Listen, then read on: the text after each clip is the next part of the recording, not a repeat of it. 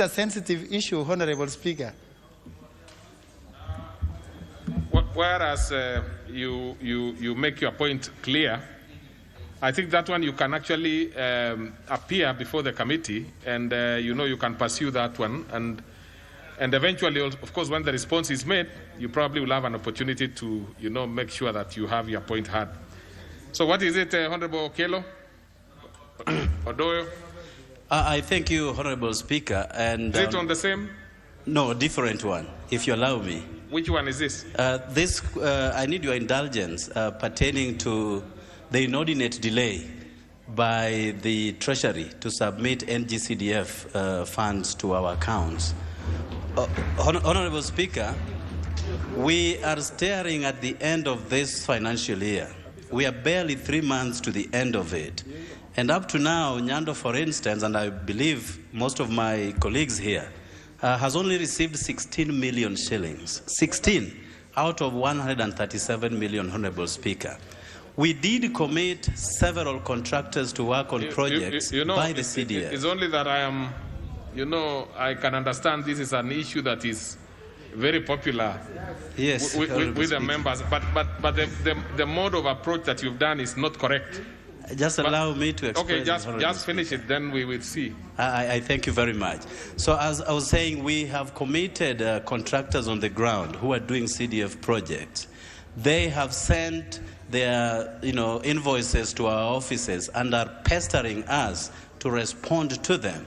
But up to now, we haven't received monies equivalent to what has been committed. We have children now going to schools. Most of them are now staying at home because we promised to pay by way of bursary, which we have always done. But up to now, we cannot be able to pay for those children who are stuck at home. And Honorable Speaker, together with so many other commitments that we have made as our offices, up to now, we cannot be able to. What's your point of order, Honorable Mulele? Honorable Speaker. What's your point of order, Honorable Mulele? I can see you are extremely agitated. He's on a point of order when I'm on a point of order, Honorable Speaker. Yes, it's extremely important that the member for Nyando must wear his mask. Okay. He is speaking right behind me here, and I'm very careful about my. He is talking about a good thing, but let him talk about a good thing in a good way. Let him wear his mask. Now, honourable members, you see. I thank you, honourable uncle. Yes. I have responded. Now you see, you are putting your uncle's life at great risk. Well, and vice versa. Yes. So, Honorable Speaker, this is an important matter that we will need your direction. Treasury, we understand, due to COVID, has been able to get a reduction in its revenue streams. However, we do see executive programs running as usual. Yet, this most important aspect of our constituency is lagging behind. So, Honorable Speaker, I do need your direction over this matter. If it will call for censure of Treasury to respond to this, because most of our projects cannot take shape. Okay. Thank you. I thank you very much, Honorable Speaker. Now, Honorable Member, you see, Honorable Okello, it would be difficult for me to, issue any directions one way or the other, because the way you have approached this matter is not in the normal way that is accommodated in our standing orders. The only thing that we can do is to have some, little ventilation on it, and hopefully we expect that the relevant authorities will be listening to this. But I can assure you I'm not going to issue any directive, because the only way I can issue a directive is when you formally approach the House in the manner that is stipulated. You've not asked for a statement. There is no question here. So it's actually a matter that you are raising, which is a matter of public, concern. So maybe I'll give the leader of minority, and maybe 3 other members just to have their say, and then that will be it. Thank you, Mr. Speaker. Mr. Speaker, indeed, the issue that Honorable Okello has raised is very grave and very important. And I think, Mr. Speaker, I have been in this parliament for 13 years plus, and this is the first time since I came to this parliament that we are in March and we have not even received 50%. In fact, what we have received is barely over 10% of the CDF allocation. And Mr. Speaker, we have had a conversation with the CS on this. And the CS is giving his side of the story, which appears not to be very accurate. We have decided that we meet the CS tomorrow as Budget and Appropriations Committee, together with the chair of the CDF. And if possible in that meeting, the CEO of the board should appear, because the CS is claiming to have released 26 billion so far. And when we talk to the chair, he tells us that out of that 26 billion, 18 billion is arrears for the previous years, which, according to the CS, he feels that's not the right way to go. But the bottom line is, Mr. Speaker, that those constituencies which have previously not received CDF are entitled to receive the arrears. And therefore, we must agree with the CS to have those arrears factored in the supplementary budget, and also to make sure that the money is released to the CDF board as soon as possible. And that soon as possible should be not the end of March. We should have all the CDF funds in our accounts. And I want to say that if the executive is not going to listen, then I don't see why, Mr. Speaker, I'm just about to conclude, I don't see why we should deal with what comes from the executive when the money meant for development is not. In fact, we support the executive, we support the president. We know that the president has actually some very important projects, which he calls legacy projects, and we support that, including supporting Nairobi Metropolitan. A lot of money you will see in supplementary budget, Mr. Speaker, is being advanced to Nairobi Metropolitan off budget. And so we are supposed to regularize under 223. Kenya Airways was given a lot of money, billions. Yet for CDF, the money is not available. We know Kenya is facing difficult conditions, but Mr. Speaker, we want to also pass a statement that it cannot only be possible that when other projects are being funded, there is some money. But when it comes to CDF, Kenya is on its knees economically. So, Mr. Speaker, this is something I want to promise this House, that tomorrow we are taking it up with the CS when we are discussing supplementary budget. We had already told him, the chairman and myself, informally to prepare to give us concrete answer on this matter. But I think Honorable Okello and the rest of us we are right to complain. We are right. This is not money that comes to us, Mr. Speaker. It's about development of this country. And Mr. Speaker, allow me to say this one last word, that CDF money is actually economic stimulus money. Money that goes direct to the grassroots is the money that can spur economic growth. Those of us with knowledge in economics and finance, we know if you want to spur economic growth, take money to the grassroots to spur that economic growth. The reason why Kenya is not growing is because the monies that are supposed to spur economic growth are held, and monies that are being released are embezzled. And so we cannot have realized economic growth. Thank you, Mr. Speaker. Okay. Honorable Nyamai. Thank you very much, Honorable Speaker, for your kindness. I want to promise you that I will have my card tomorrow. Mr. Speaker, I would like to put my voice... You will have what tomorrow? My card, Mr. Speaker. Oh. Well, I thought you had a card. That's why I put there. Thank you very much. I would like to add my voice to this discussion, Honorable Speaker, and to say that now we have so many students who are at home. These are the honorable members who are making calls to academic registrars in universities, principals of colleges, principals of secondary schools, promising that we are going to pay. Kindly keep the children in school, we are going to pay. And we cannot pay, Mr. Speaker. When we went for the meeting in Mombasa with the liaison committee, together with the budget committee, I think the promise was very clear by the cabinet secretary. But it seems to be taking longer and longer. We are not able to keep our promises to the Wananchi. We are not able to complete projects. We are not even, and we are also looking at the ticking of the clock, Honorable Speaker. This is the only fund that you'll find in all parts of the country that promises and delivers. So, Mr. Speaker, I would like to ask the Leader of Minority, together with the Chair, to tell the Cabinet Secretary that funds for CDF should be released immediately. Okay. Thank you so much for the opportunity, Mr. Speaker. Member for Mandera. Thank you very much, Honorable Speaker. Honorable Speaker, I also want to add my voice to this CDF issue. Honorable Speaker, in particular, Mandera South, we are facing a very unique situation, Honorable Speaker. Drought is ravaging. National government is not doing enough. County government is doing something, but it's also not enough. As members of parliament, we are not also able to use our emergency fund to be able to help people. So, Honorable Speaker, this has put the leaders in a very, very awkward situation. Honorable Speaker, this morning I was told that in parts of Mandera South, people have died of hunger, Honorable Speaker. And it is a pity we are not able to intervene, even though there are such provisions in CDF that we can be able to do. So, Honorable Speaker, this situation needs very urgent intervention from this House.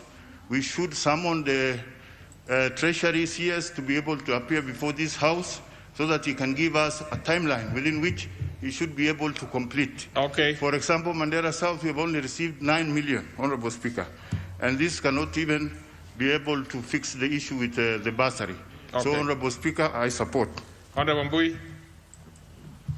Thank you, Mr. Speaker. You know, Mr. Speaker, this is a budget-making house, unlike the previous parliaments. And it's unfortunate that when we pass a budget like we did, and we have CDF as part of it, that the CS can choose what to fund and what not to fund. And now I understand they're coming back to this house. They're constantly coming to this house for support. I just ask myself, when you have a debt with people, what is the solution to a debt? The solution is to pay. So why can't the CS just prioritize CDF funds so that we can at least ensure that our people are served? And Mr. Speaker, we are having a problem of COVID. It's not, in fact, we are going on a third phase now. And yet some of this money, Mr. Speaker, is actually to improve our sanitation in our schools, is to improve and increase classes. So, Mr. Speaker, it's unfortunate. And I think the CS needs to hear us and ensure that he gives us money as soon as possible. Thank you, Chair. Whom do you want to inform? I certainly don't need information now. I would rather hear from you directly. What information? Whom do you want to inform? Because you understand it will be very difficult for you to inform the entire House because it will be... No, Honorable Kaluma, please proceed. The Honorable Shabir, you understand how the issues of giving information works. The person you are trying to inform must be available and willing to take your information.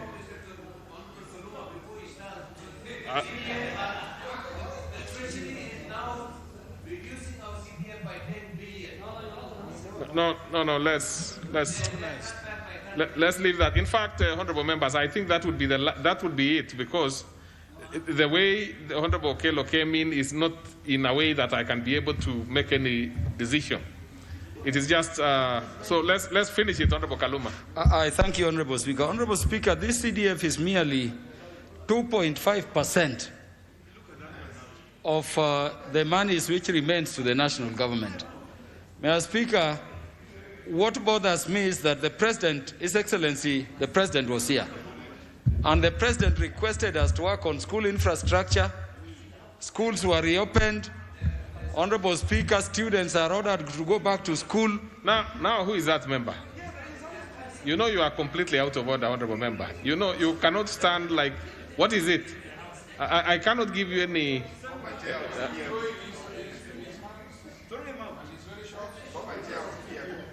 And who is that, by the way? Is it Honourable Esone? I thank you. Well, Mr. Speaker, I remember in his last address to the nation, the President spoke from here and said CDF should be directed to build infrastructure for schools, to assist students to be in school. Mr. Speaker, I wanted to request fellow members to look at how we were dealing with these issues before. Mr. Speaker, we cannot be sitting as a House considering supplementary budget, and it never happened in the previous parliament, when the CDF, a mere 2.5% going to development down there, has not been released to the board. Okay. So, Mr. Speaker, the only thing I'm mentioning is that we will not consider the supplementary budget until the board confirms. Okay, that's enough. Now that was the Honorable Lesonette, I think it makes sense that we give him. He's a former chair of CDF. Actually, the longest serving chair. You take back your mask, Honorable Lesonette, and speak. Thank you, Mr. Speaker. Use your mask. Use your mask. Honorable Lesonette, use your mask. Mr. Speaker. What's your point of order again, Honorable Dwale? What Mr. is out of Speaker. order? Mr. Speaker. Speaker, sorry I came late when this discussion, but I have listened to Honorable Kaluma, and he's right. But Mr. Speaker, Honorable Kaluma should not cheat this House, because tonight, if Baba talks to him, that will be a different Kaluma tonight. No, let's be very honest, and not only him, not. Mr. Speaker, not only him. Everybody here. Everybody here. Mr. Speaker, I must be hard. Honorable Dwale. Honorable Dwale, please. This is an extremely serious issue that is being discussed. Now, when we trivialize it, it's not right. So. You know, the Honorable Dwale, I would understand if it was somebody else. But you know, you are a seasoned politician, so you cannot. So I'm actually going to ask a certain member here to leave. So, Honorable Dwale, order. Order, Honorable Dwale. As you finish, if it is a point of order, it should be a point of order, and you know it. But now, if you come and bring other issues, it's not right. So let's hear what you have to say. Speaker, I just gave an example. Each one of us here, what Honorable Kaluma said is true. But the moment we go back to our political caucuses, we forget about our interests. We forget about CDF. That's what I'm saying. I'm only giving an example.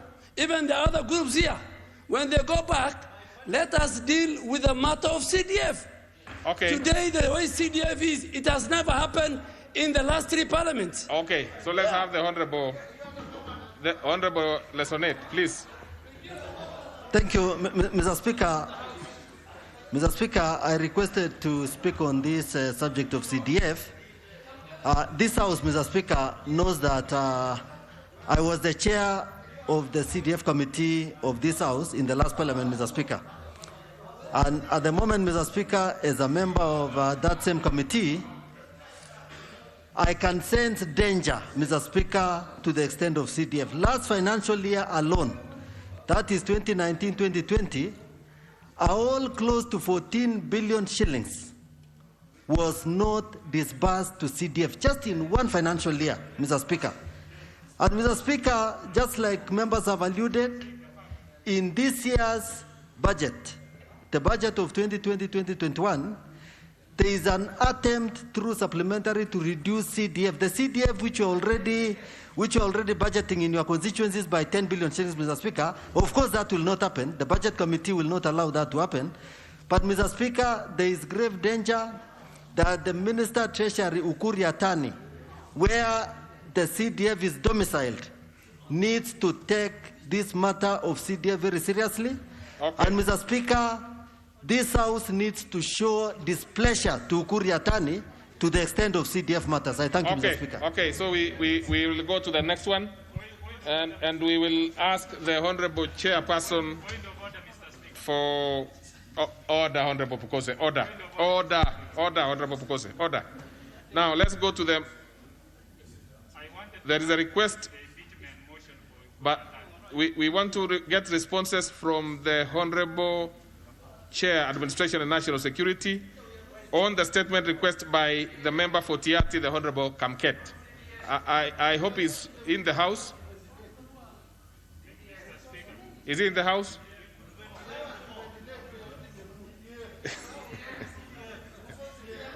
Next is let's see the response to the request by the Honorable Sotsi. Is he in? Because I see Kamket is there, but the chair is probably attending the funeral in Kiambu. So we'll go to the next order. Order number 8, motion, report of the Committee of the Whole House on the President's reservations, the Employment Amendment Bill, National Assembly Bill number 15 of 2019.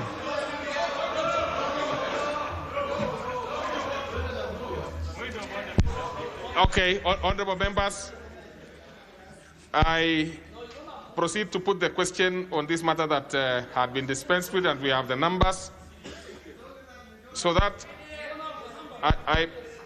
I put the question, which is that this House agree with the report of the Committee of the Whole House on its consideration of the presidential reservation to the Employment Amendment Bill. Will as many as of that opinion say aye? Aye. Many as of our contrary opinion say nay? Nay. The ayes have it.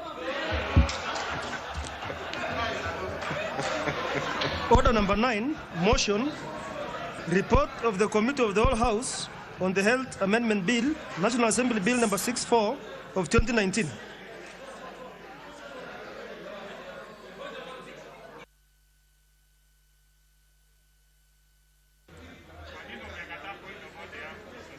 Okay, let us proceed to the next one, which is the report of the whole House on the Health Amendment Bill. This one also had been dispensed with. And I proceed to put the question, which is that this House agree with the report of the Committee of the Whole House in its consideration of the Health Amendment Bill, National Assembly Bill number 64 of 2019. Will as many as of that opinion say aye? Aye. Any as of our contrary opinion say nay? Nay. The ayes have it. Yes. And by the way, honorable members, let's go to the next one. What?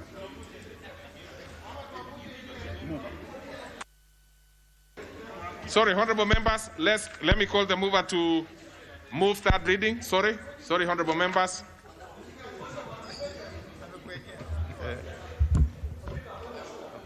Give it to him. Honorable Speaker, sir. Let's allow us to finish with this, Honorable Kamket, then we will see whether we need to raise any issues. Because your matter, it's only that the chair is not available. So I'm going to confirm now and see when we can fix that matter to be responded to. So proceed. Honorable Speaker, sir, I beg to move the Health Amendment Bill, National Assembly Bill number 64 of 2019, be now read a third time. I also request Honorable Sankok to second. Thank you.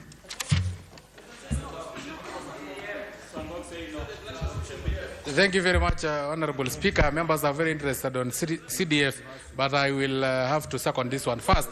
Before we talk about CDF, though I don't have it, but I will talk about CDF because it is very important. I second. So, honorable members, I propose a question, which is that the Health Amendment Bill, National Assembly Bill number 64 of 2019, be now read a third time.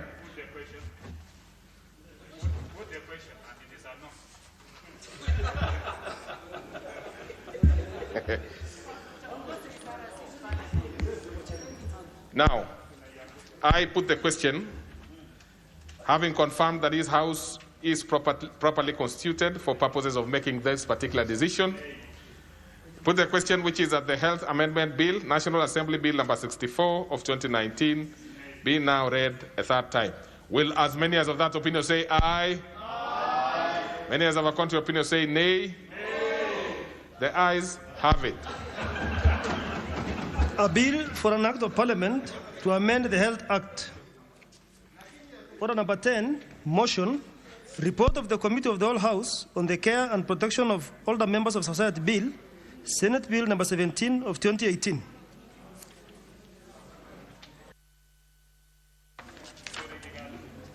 So we go to the next order? Are we going to the next order? Yes. Let's have the mover to move third reading. The mover is the member for Chebalungu.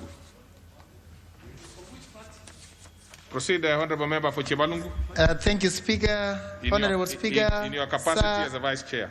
I beg to move that the care and protection of older members of society bill, Senate Bill number 17 of 2018, be now read a third time. I also request Honorable John Mbadi to second it. My good friend, my good friend.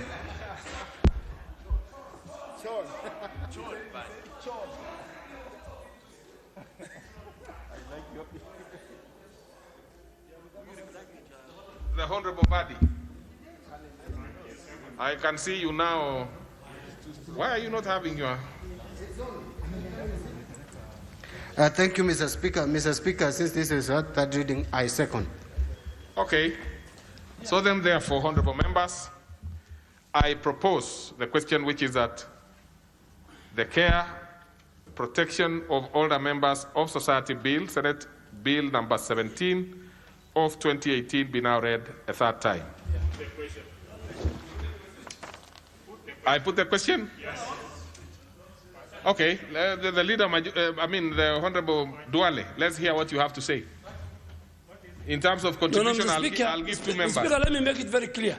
Some of us will come to the House to take part in the discussion of the afternoon. So if you want to put the question and you are not like Honorable Pukose, I know he's busy, he wants to go to Kapuchai and Matungu. He's part of the team that is leading our team there, and he has done a good job. But let me contribute. The Speaker, protection of the older members of our society is fundamental. It's provided in the Constitution.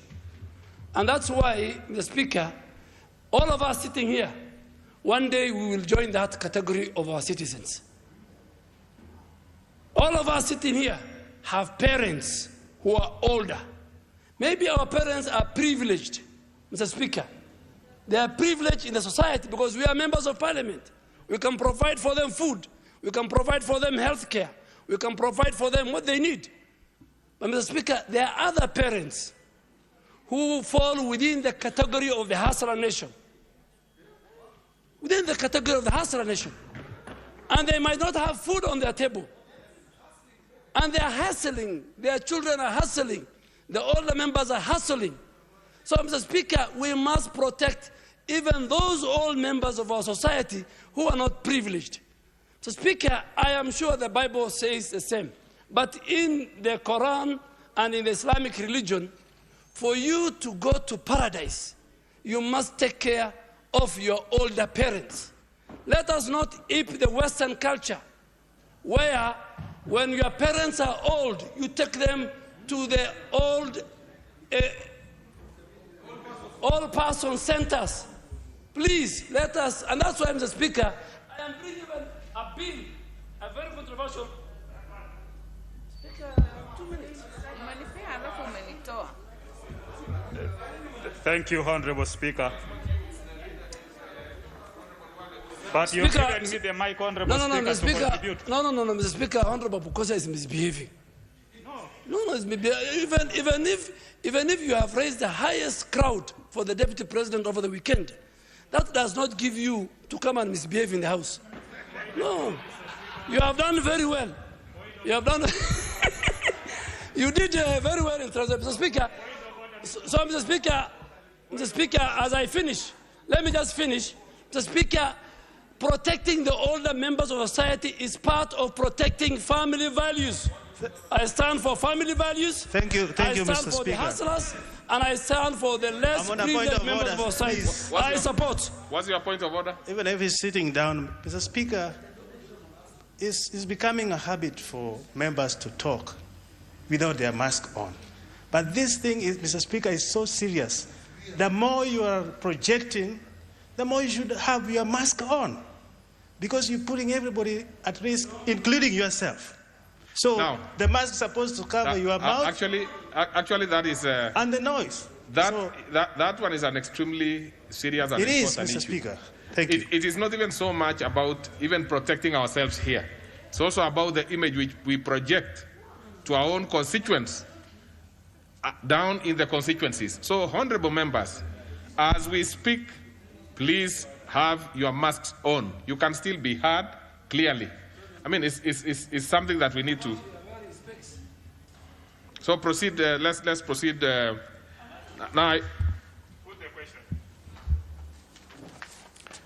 Now, honorable members, I can confirm that we have the requisite quorum in the House for purposes of making this decision.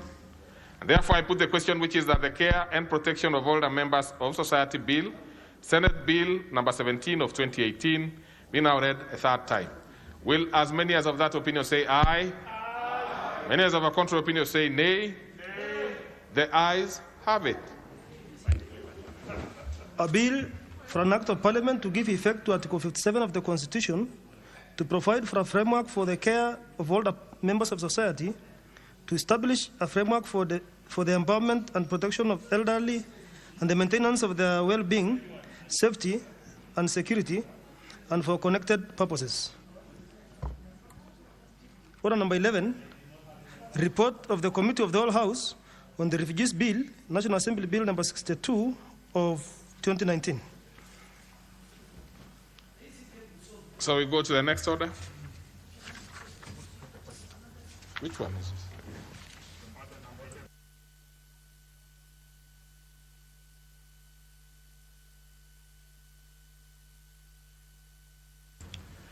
So, honorable members, on this particular one, we had also finalized it, so I'm proceeding to put the question, which is that the House do agree with the report of the Committee of the Whole House in its consideration of the Refugee Bill, National Assembly Bill number 62 of 2019, subject to recommittal of Clause 3.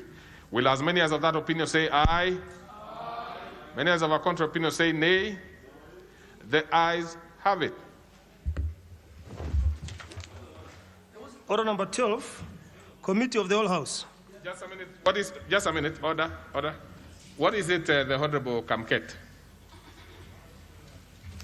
I realize that you have been on this for a long time. What is it? Yeah, Mr. Speaker, thank you very much. I was expecting today that the chairperson of the Committee on Administration and National Security would give a date, according to the Speaker's ruling, when the Cabinet Secretary would appear before the committee to reply to the issues I raised about my constituency and the neighboring constituencies, for that matter. I received from the mailing system some fake answer, and I thought today I would get the opportunity to interrogate.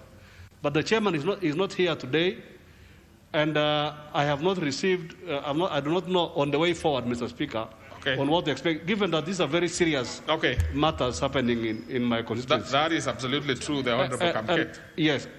What we are going to do, because there is absolutely nothing we can do about the fact that the Chairperson, Administration and National Security Committee is attending a funeral of our colleague. The best I can do is to direct that he responds on Thursday afternoon.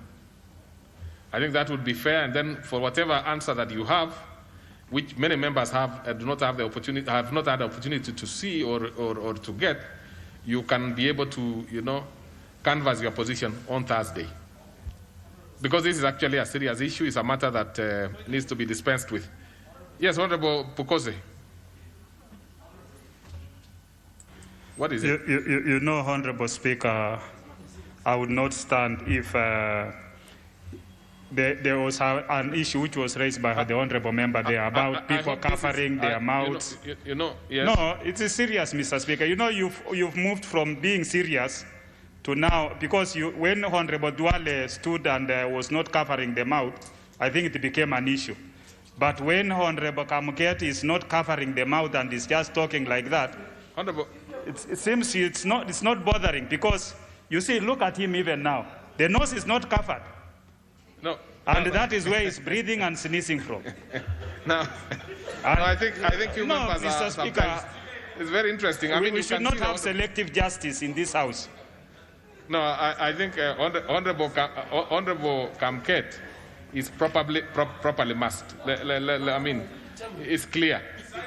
It's clear, and I know because he's a bit taller than you, the Honorable Bukose, you can only be able to see him from the lower side. But the truth is, okay. The issue is, let's agree that all of us should mask. Simple. I mean, and that is the bottom line. I mean, it's not going to happen that you are going to We must mask ourselves. That is it, and that is the position. So, Honorable Kamket, it's clear that you are having a mask. So what is the issue, really? I mean, you don't have to respond to that. Well, I do not know the size of whatever.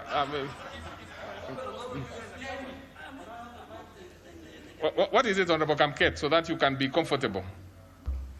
Mr. Speaker, I am not satisfied, Mr. Speaker, because, Mr. Speaker, if we keep postponing this matter, it's been now 2 weeks since I have sought this statement, and Mr. Speaker, the situation in Tiati is not easy, and Mr. Speaker, this is very unfair.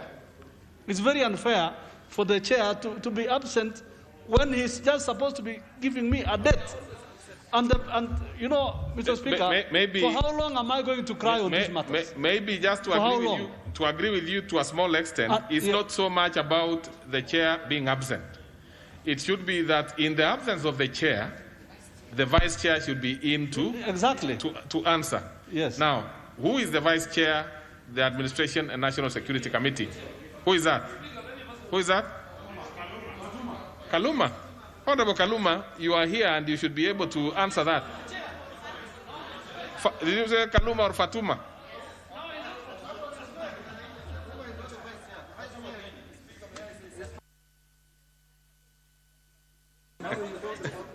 No. Okay, so no, Kaluma, you are not the vice chair, so period. There's nothing to. You are just one member of the committee. So what is it? You want to give a response?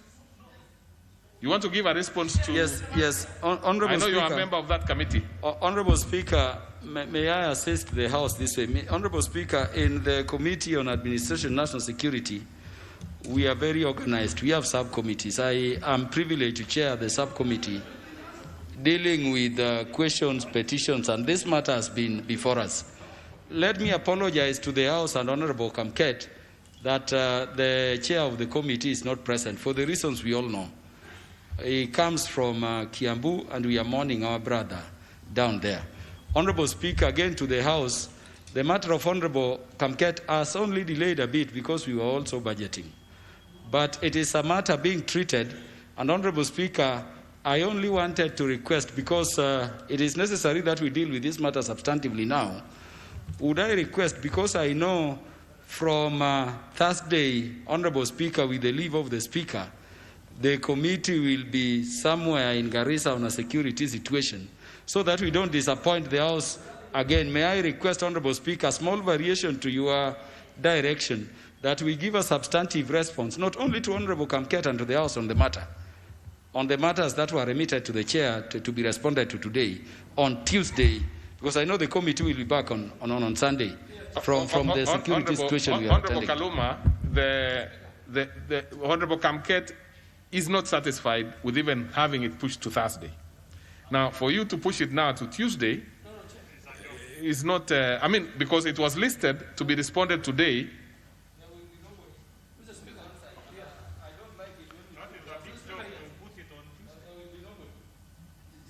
Yes, what is it, Honorable Dwale? Mr. Speaker, let us take matters of members and matters of Kenyans in this House very seriously. I was in this House when a serious debate on this matter of Honorable Kamket took place, and the substantive speaker gave direction. And the matter of Kapedo is serious. Let me even speak now, not only as a member for Garissa Township, but as a patron of Pastoralist Parliamentary Group. Yes. If there is a culture in this country that you think you can treat pastoralists different from other areas, you should be told. Mr. Speaker, Honorable Chair, I have a lot of respect for him. He is away today attending to a funeral of his colleague from his county. And Mr. Speaker, I wanted to give direction that this matter, earliest on Thursday, it must be brought, because the people of Kapedo are suffering. But it is what is happening in Kapedo, Mr. Speaker, in terms of food, in terms of accessibility, and that is why Honorable Kamket. But Honorable Leader, the order has been made for Thursday. Now, what more do you we have confirmed that this thing is going to be settled on Thursday. That is exactly what you are saying. No, but the Speaker, I haven't finished. Thursday is what you have directed.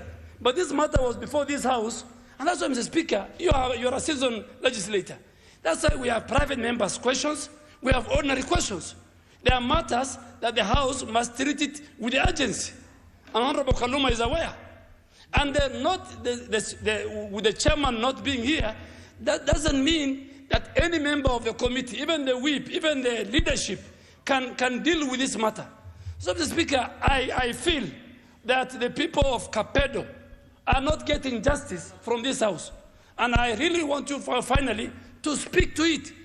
And come Thursday, we don't need another story, Mr. Speaker. And it must go to the Hansard. You know, sometimes I think, let's put it this way. The matter is going to be responded to on Thursday.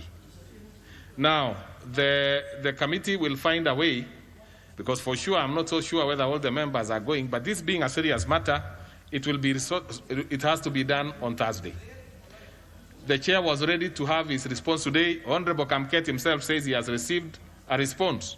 So there's absolutely nothing that is going to be done outside what has already been done.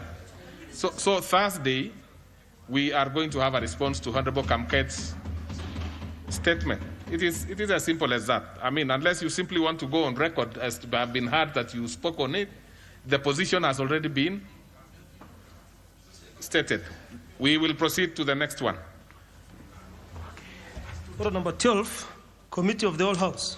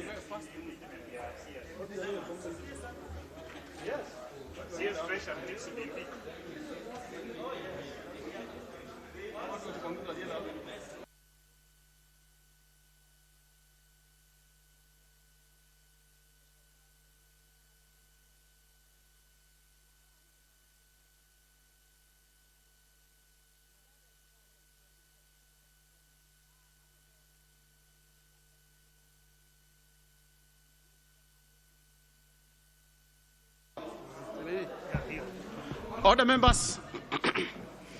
members, we are back to the committee. It's just a one clause recommittal, so this will take a few seconds. Honourable members, I propose a question that clause 3 be part of the bill. We have the mover, Honourable Kaluma.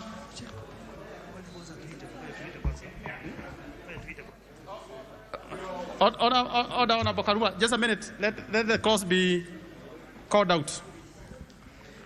Clause 3. Honourable members, I propose a question that clause 3 be part of the bill. Honourable Kaluma, we have two amendments actually. Yes, we have one by Honourable Chairperson and one by Honourable Mili.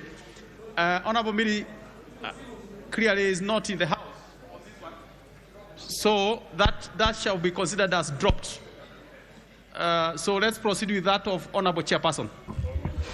Honourable Chair, I beg to move that clause 3 of the bill be amended in subclause 1, paragraph C, as per the order paper. Honourable Chair, the amendment the committee is bringing is just to clean up and semantical, so that instead of any or, we are having either or as proper English correlatives. I beg to move, Honourable Speaker. Honourable members, I propose a question that clause 3 be amended as proposed by the chairperson. Honourable members, I put the question that clause 3 be amended as proposed by the honourable chairperson. Will as many as are of that opinion say aye? Will as many as are of the contrary opinion say nay? The ayes have it. I now put the question that clause 3 as amended be part of the bill. Will as many as are of that opinion say aye? Will as many as are of the contrary opinion say nay? The ayes obviously have it. Now, mover, we are done with that bill. Mover of the bill, majority leader.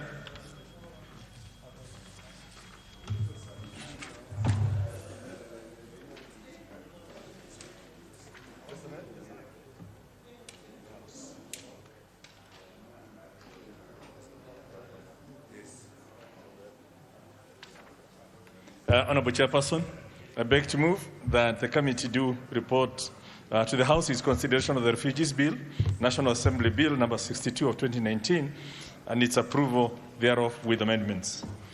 Honourable members, I put the question, which is that the committee do report to the House its consideration of the Refugees Bill, National Assembly Bill number 62 of 2019, and its approval thereof with amendments. Will as many as are of that opinion say aye? Aye. Will as many as are of the contrary opinion say nay? The ayes have it. So we done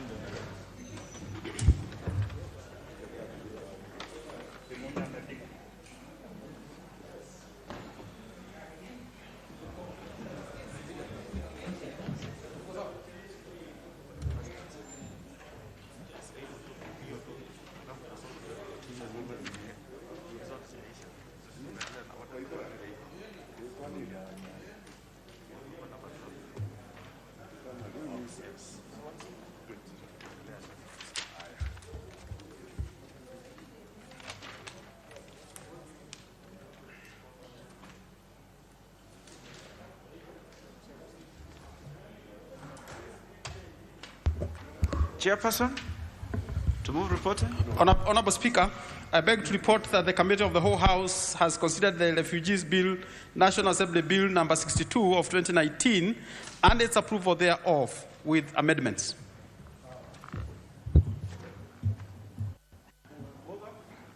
Honourable Speaker, I beg to move that the House do agree with the committee in the said report. I also request Honourable Wangwe to second the motion for agreement with the report of the Committee of the whole House. The Honourable Wangwe. Thank you, Honourable Speaker. Honourable Speaker, I second.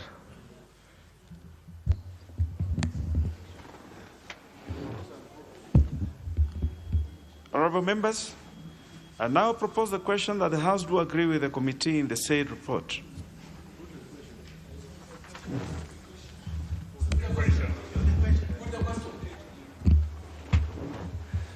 Honourable members, I now put the question that the House do agree with the committee in the said report. Will as members of that opinion say aye? Aye. Will as members of a contrary opinion say nay? The ayes have it. Mover. Third reading. Honourable Speaker, I beg to move that the Refugees Bill, National Assembly Bill number 62 of 2019, be now read at that time.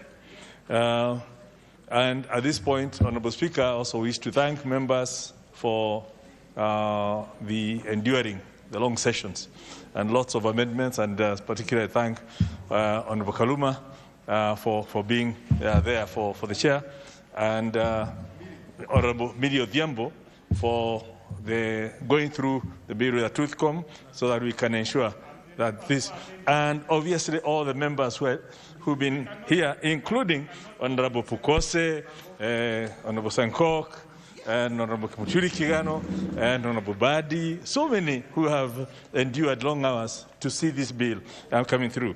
I now beg to move and ask Honourable Kaluma to second. The Honourable Kaluma. Honourable Speaker, I second. I also do register my compliments to the committee, the majority leaders, move, and all members who contributed to this important bill. Honourable Speaker, in which we've balanced matters of state security with the humanitarian interventions we need to give for fellow human beings finding themselves in this situation. Honourable Speaker, I second. Honourable members, I propose the question that the Refugees Bill, National Assembly Bill number 62 of 2019 be now read a third time.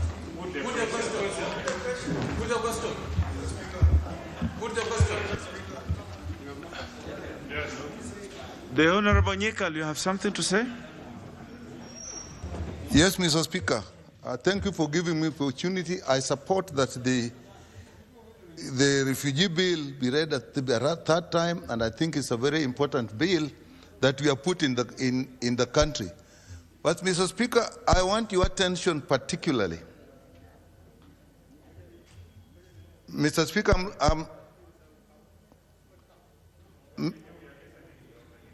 Mr. Speaker, I'm seeking your attention specifically. Yes, Mr. Speaker, something we noted during the discussion and the third stage of this bill, which I think we need to look at. It has been a practice before that when there are amendments, it is discussed between the mover and the person making the amendments. And what transpired during the discussion in the third stage of this bill, there are very many amendments from Honorable Millie, and what transpired is that actually, in nearly all cases, there were agreements, and it came out that had they had some discussion, I think there's a time called winnowing or something, actually would have spent very little time on this, because many times they just had to assure Honorable Millie that that part has been taken care of in another part of the bill, and she had no problem. And many times when she actually had a point, there was quick agreement from Honorable Kaluma. So it means that had they sat together earlier, we would have spent extremely little time. We would have ended that bill, on that day.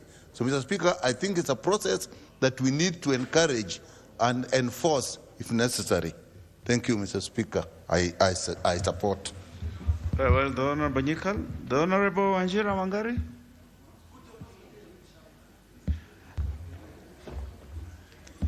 Sorry, Mr. Speaker, my mask had actually kind of cut.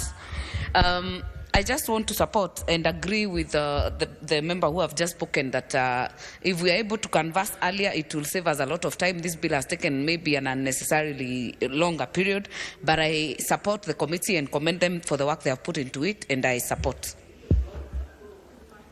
The Honorable Makali Mulo.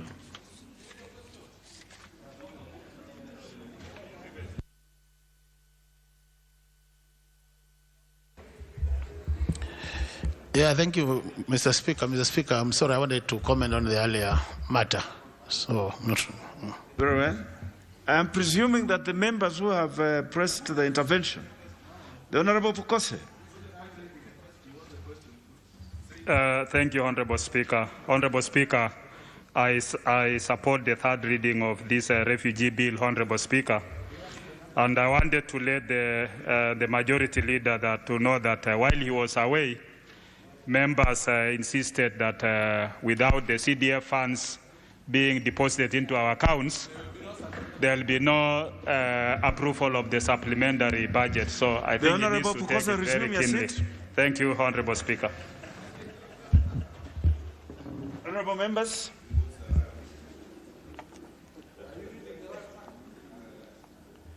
I have confirmed that we have the requisite quorum in the House for purposes of making this decision.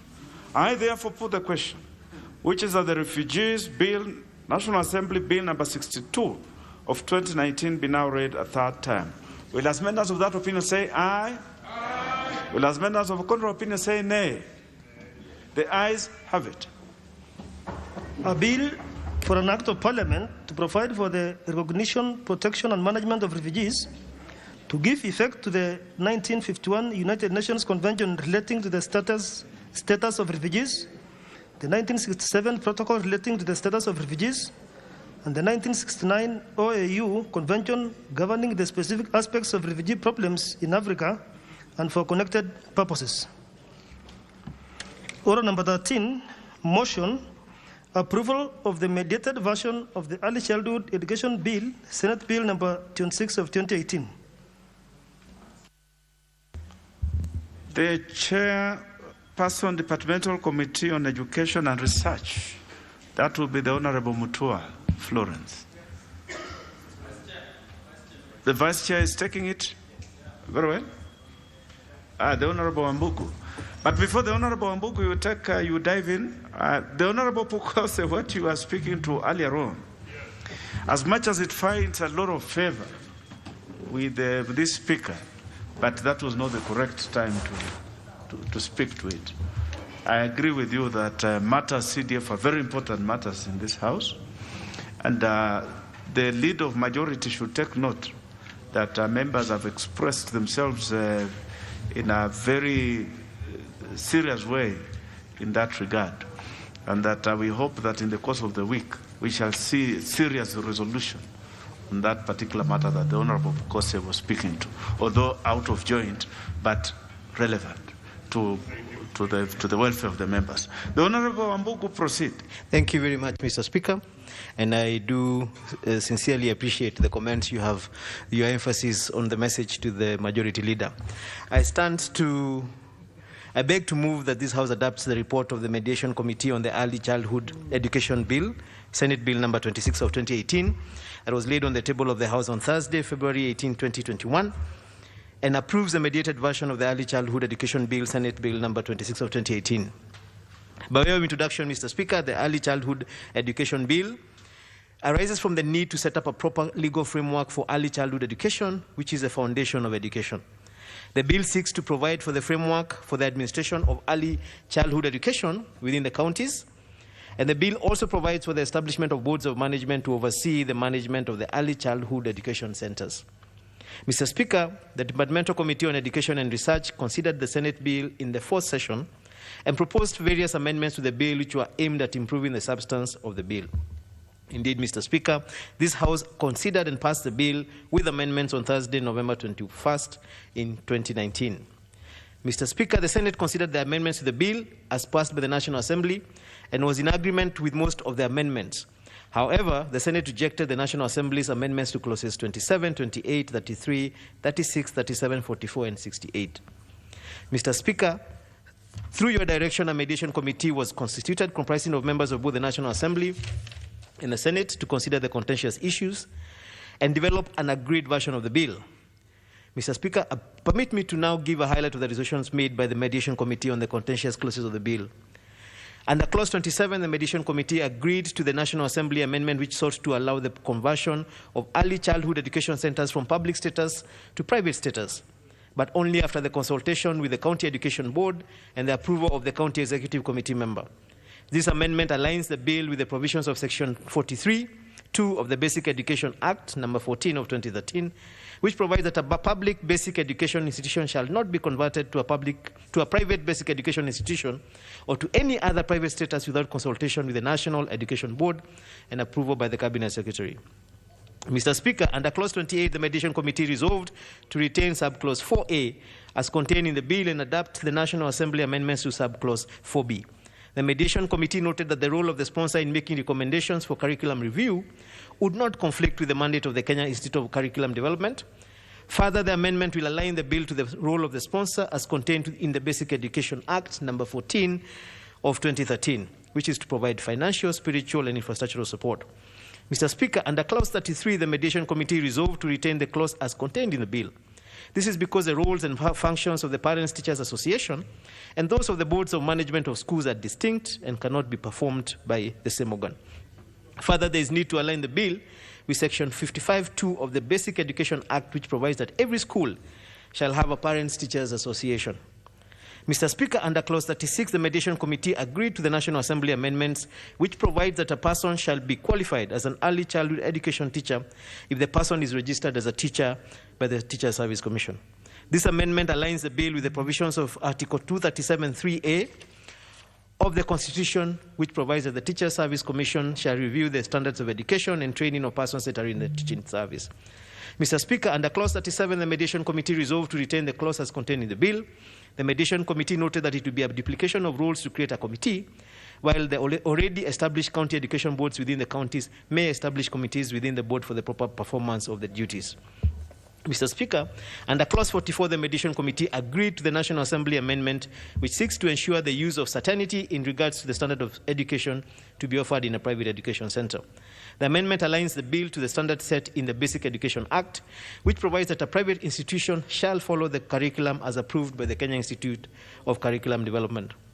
Under Clause 68, the Mediation Committee agreed to the National Assembly amendment which deleted the provision requiring the Cabinet Secretary to make regulations in respect of the qualifications of persons teaching in an early childhood education center. The amendment therefore ensures that there is no conflict of mandate between the Cabinet Secretary and the Teacher Service Commission. Mr. Speaker, sir, as I conclude, allow me to say that the approval by this House of the report by the Mediation Committee and the subsequent enactment of the Early Childhood Education Bill will be a big milestone in the harmonization of standards of education at both levels of government, as well as to ensure that the quality of education offered at the early stages of a child's development are not compromised. Mr. Speaker, I beg to move, and I call upon Honorable Daniel Twitek to second this motion. Thank you very much, Mr. Speaker.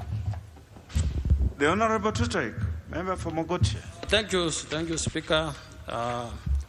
As a member of this mediation committee, Mr. Speaker, I beg to second this motion on the report of the mediation committee on the consideration of the Early Childhood Education Bill 2018, Senate Bill number 26 of 2018.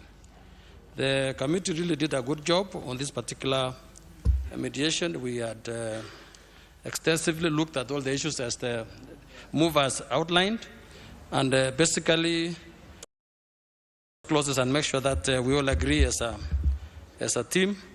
And finally, we did a good job, and I would like to say that all the clauses which we looked, we came to an agreement that it was mostly so that they were aligned with the Education Bill, Education Act of 2013, and also the Constitution. So with that, I beg to support. I beg to second. Honorable members. Honorable members, order. Order, members.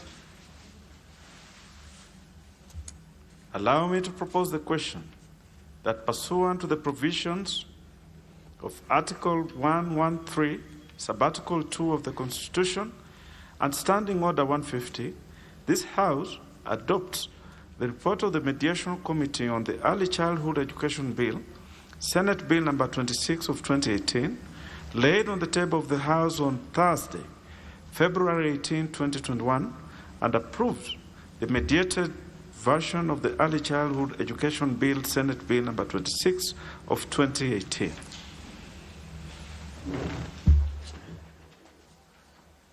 The Honorable Manzo, member for Makueni. Not in the House. The next is Honorable Wangwe, member for Navaholo. Thank you, Honorable Speaker. Honorable Speaker, I rise to support the bill by the Committee on Education.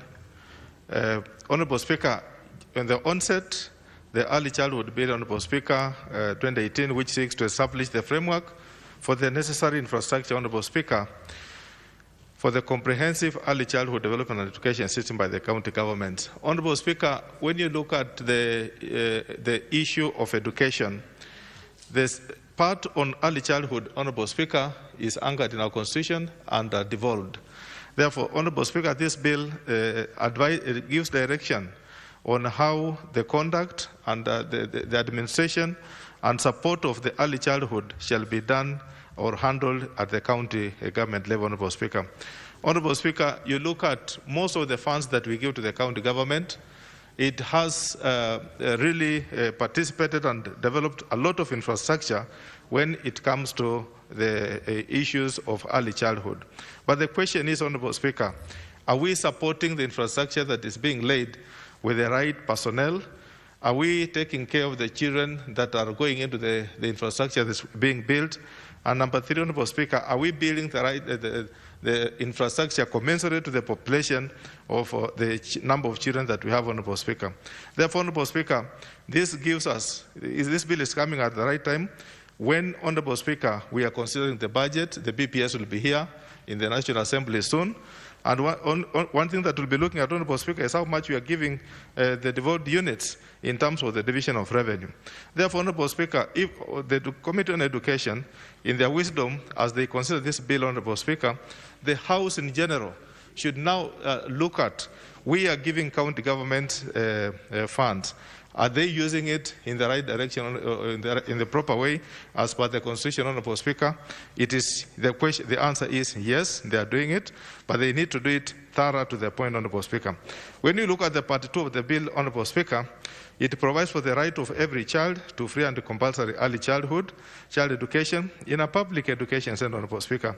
In order to realize this right, the bill assigns various duties of the county government, parents, as well as teachers that will facilitate the promotion of the right to early childhood. Honorable Speaker, I read this Part 2 together with Article 43 on the economic and social rights in the Constitution, Honorable Speaker. And still, for you to be a proper person in the country, Honorable Speaker, an upright thinking person, Honorable Speaker, education begins at an early childhood, Honorable Speaker. Therefore, inasmuch as Article 43 anchors and instructs us to the right to education, Honorable Speaker, as a social and economic right, it must begin at an early child, Honorable Speaker.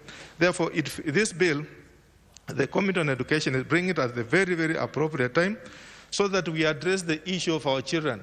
Let us not receive our children at a mature stage is when we now put them into the basic education and force them to now pursue a particular goal of study. Honorable Speaker, I want to thank the government of Kenya today. They have introduced the new education system, the KBC, which now starts as early as possible to identify particular talents from a child, so that that child, Honorable Speaker, grows up the ladder with a particular talent in mind. Therefore, Honorable Speaker, this bill, as it seeks to pursue the rights to education for a child, it's a good thing. It's coming at a very timely period when we are looking at the entire system, Honorable Speaker. Honorable Speaker, I support this bill, especially in Part 3, which provides for the establishment, registration, and maintenance of early childhood education centers by the county government. Honorable Speaker, I want to cite an example of Kakamega County. It has really done well in terms of early childhood education centers, but not good enough. We want to encourage county governments to pursue more, build more infrastructure. Let us have centers which can nurture our children into a modest into a modesty, Honorable Speaker. Therefore, Honorable Speaker, as this bill seeks to guide the establishment, registration, and maintenance of early childhood centers, it's a good thing. We should all support it, so that, Honorable Speaker, the basics of basics in a brain of a child have to begin at that early stage, Honorable Speaker. Honorable Speaker, the obligation of a private education center and action by the County Education Board, where the education center fails to comply with the Act, is enforceable into this Act, Honorable Speaker. Therefore, the Act has not just left it to the county government to hang around, building education centers, support the education system in terms of early childhood, but leave controls, Honorable Speaker. When you look at the controls, the way they've been laid in Part 3, Honorable Speaker, is something to applaud, is something to be happy about, that finally, at least the regulations are going to be there on how to promote this education, Honorable Speaker. Honorable Speaker, I'm also happy with the Part 4 of the bill, which seeks to provide for the management of an early childhood education center, which shall be vested in a board of management. It provides for the establishment of boards of management. It provides for the establishment of early childhood education center in their functions in relation to the education center, Honorable Speaker, which means this education center, Honorable Speaker, shall have a structure of administration. And, Honorable Speaker, once you have a structure of administration of a unit, then you have got it right in terms of establishing it, how the highest hierarchy in terms of authority, how will it be controlled, how will it be managed. Therefore, Honorable Speaker, this bill is a good bill, and I really want to urge my colleagues that we support it the way I do. Honorable Speaker, with those very many remarks, I beg to support.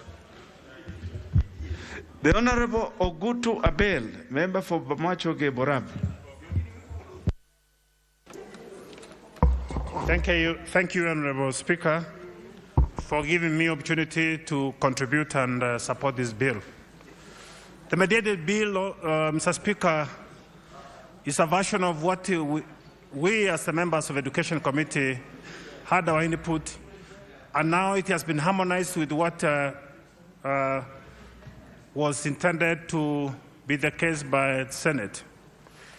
So, Speaker, I want to say that if there is a sector of education that has really suffered for many years, is early childhood education, always taken as being informal and existing without the structures. I'm so happy that, Mr. Speaker, this time we can proudly say that the Kenyan nation has chartered a path to see this sector of education integrated into mainstream education, but also supported as much as it were.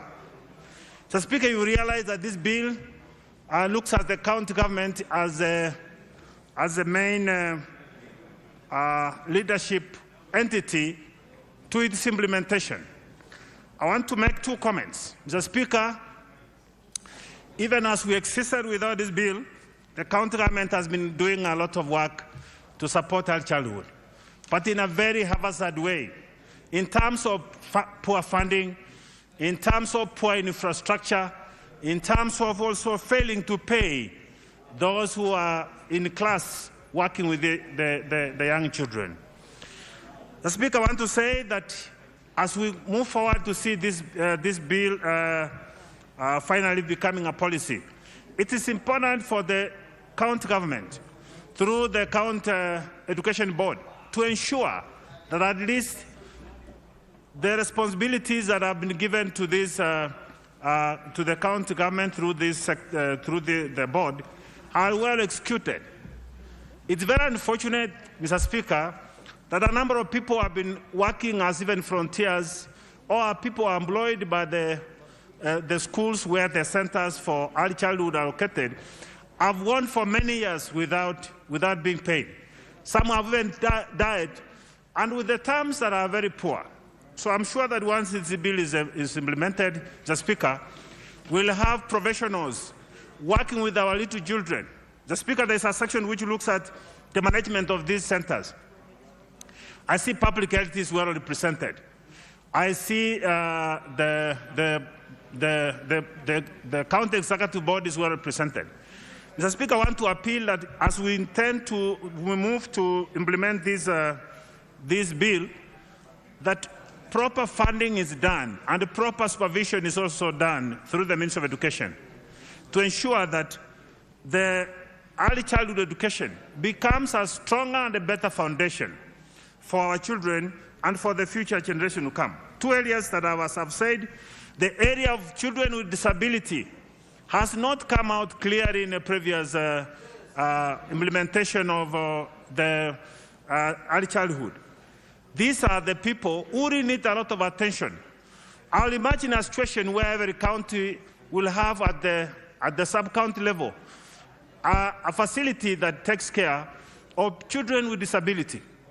And that facility must go beyond tuition to providing health facilities, to providing nutritional experts, to make sure that we develop our children from that stage who are strong and fit to move forward. And finally, Mr. Speaker, I want to say that the infrastructure of these facilities must come out clearly and must stand out, because it is at this stage that we build in children a sense of choice, a sense of admiration. So when this is done, the Speaker, I want to say that as a nation, we then will begin being proud with our people, with our children, that we are ready to move them forward. So, Speaker, with those remarks, I support this bill. Thank you. The Honourable Martin Owino, member for Ndiwe.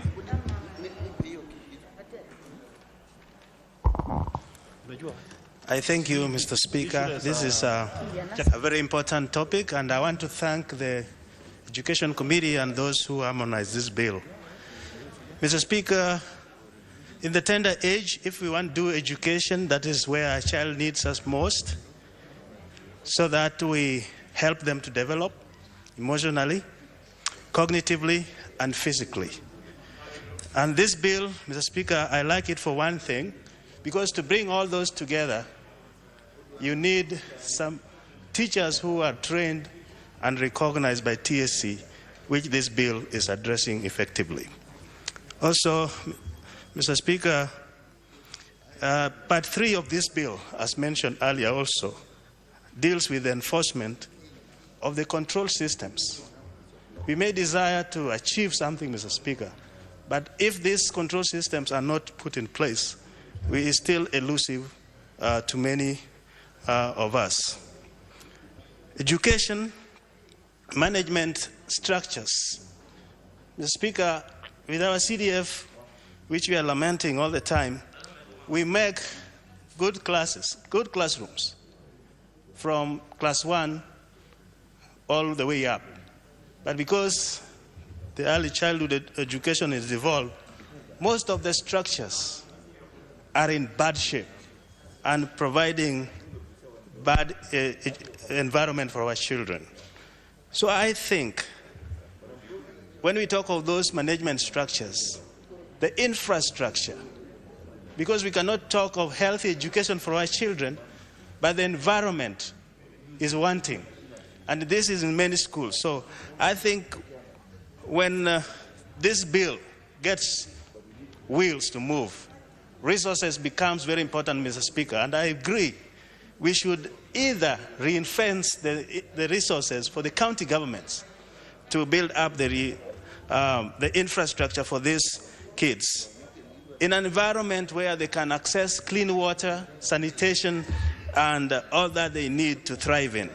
Mr. Speaker, if we don't do that... The member for... Is that the member for Chevarungu? Standing like a lizard across that floor does not help your cause. Proceed. Thank you, Mr. Speaker. Mr. Speaker, what I'm saying is that we give a lot of funds to the county government, which we think should go towards the early childhood education. But most of the time, you find all the classrooms are in tattered buildings, very much unfit for education of these kids. So I was trying to say, Mr. Speaker, we need to have some structures in the financial terms to ring fence whether the money should go for the infrastructure or development for the classrooms and environment of these children, the same way we have been saying about health as well. Otherwise, this bill is good, and I congratulate the Education Committee and I urge other colleagues to support it. Thank you, Mr. Speaker. I support. The Honorable Sankok. The member for Chefalungu, the Honorable Koske. I just want to give you some good advice. You must have heard the story of the hyena that wanted to have both. You know, it came to the crossroads in the forest and wanted to to enjoy both directions. Ilipasuka. If you want to speak to the Honorable Millie Odhiambo, and I know it is very desirable for you to speak to her and constantly do so, just walk, come back to this direction and talk to her. Nobody is going to interfere with you. Don't be afraid, the Honorable Koske. The Honorable, yes, the Honorable Ole Sankok, proceed. Thank you very much, Honorable Speaker. And talking of and describing in terms of a lizard and a hyena, some description fits some people very well. Honorable Speaker, on the onset, let me support this particular bill, Honorable Speaker, the early childhood mediated version Senate bill, Honorable Speaker. Honorable Speaker, because the foundation of all of us, the foundation of any child, the foundation of any profession is based on early childhood, Honorable Speaker. This is a bill that has come at the right time. It should have come yesterday, but because it has come today, I urge this House that we should support this bill, Honorable Speaker. There will be no doctors without early childhood. There will be no engineers without early childhood. There will be no pilots, lawyers, and all the profession without early childhood, Honorable Speaker. And Honorable Speaker, unfortunately, since the promulgation of our 2010 Constitution, this particular important unit of our education, this important foundation of our professions was devolved.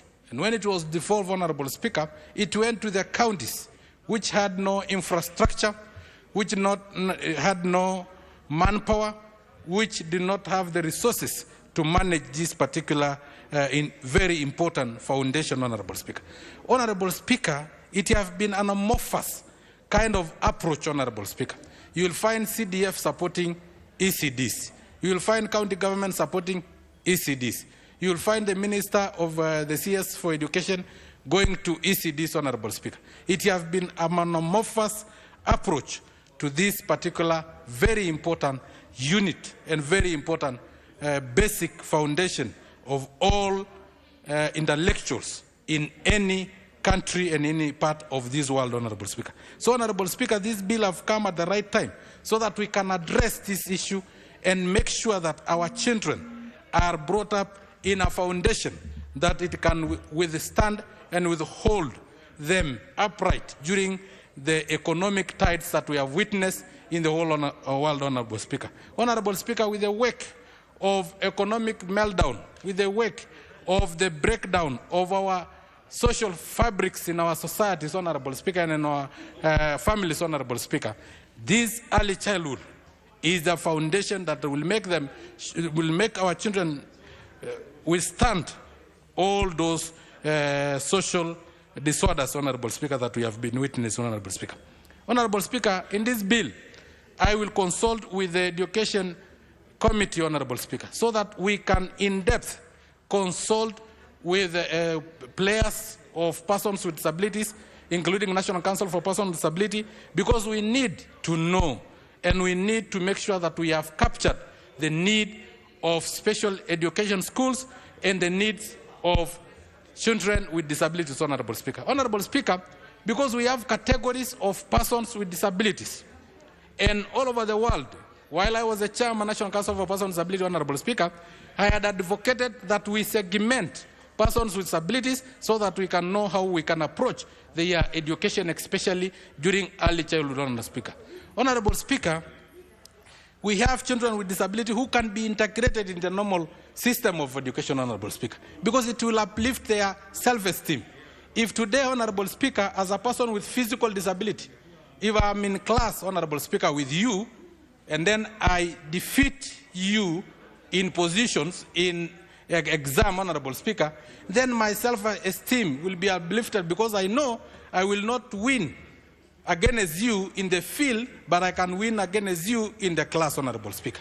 Honorable Speaker, so we have been advocating that those categories of disabilities that can be integrated, then let be integrated unless the disability have limitation that cannot allow us to be integrated, like children with autism, like cerebral palsy, those who need just basic learning skills of survival, like toileting, Honorable Speaker, like eating, Honorable Speaker. Those ones, then we will have special institutions. But those we can integrate, if they are deaf, Honorable Speaker, it's so simple.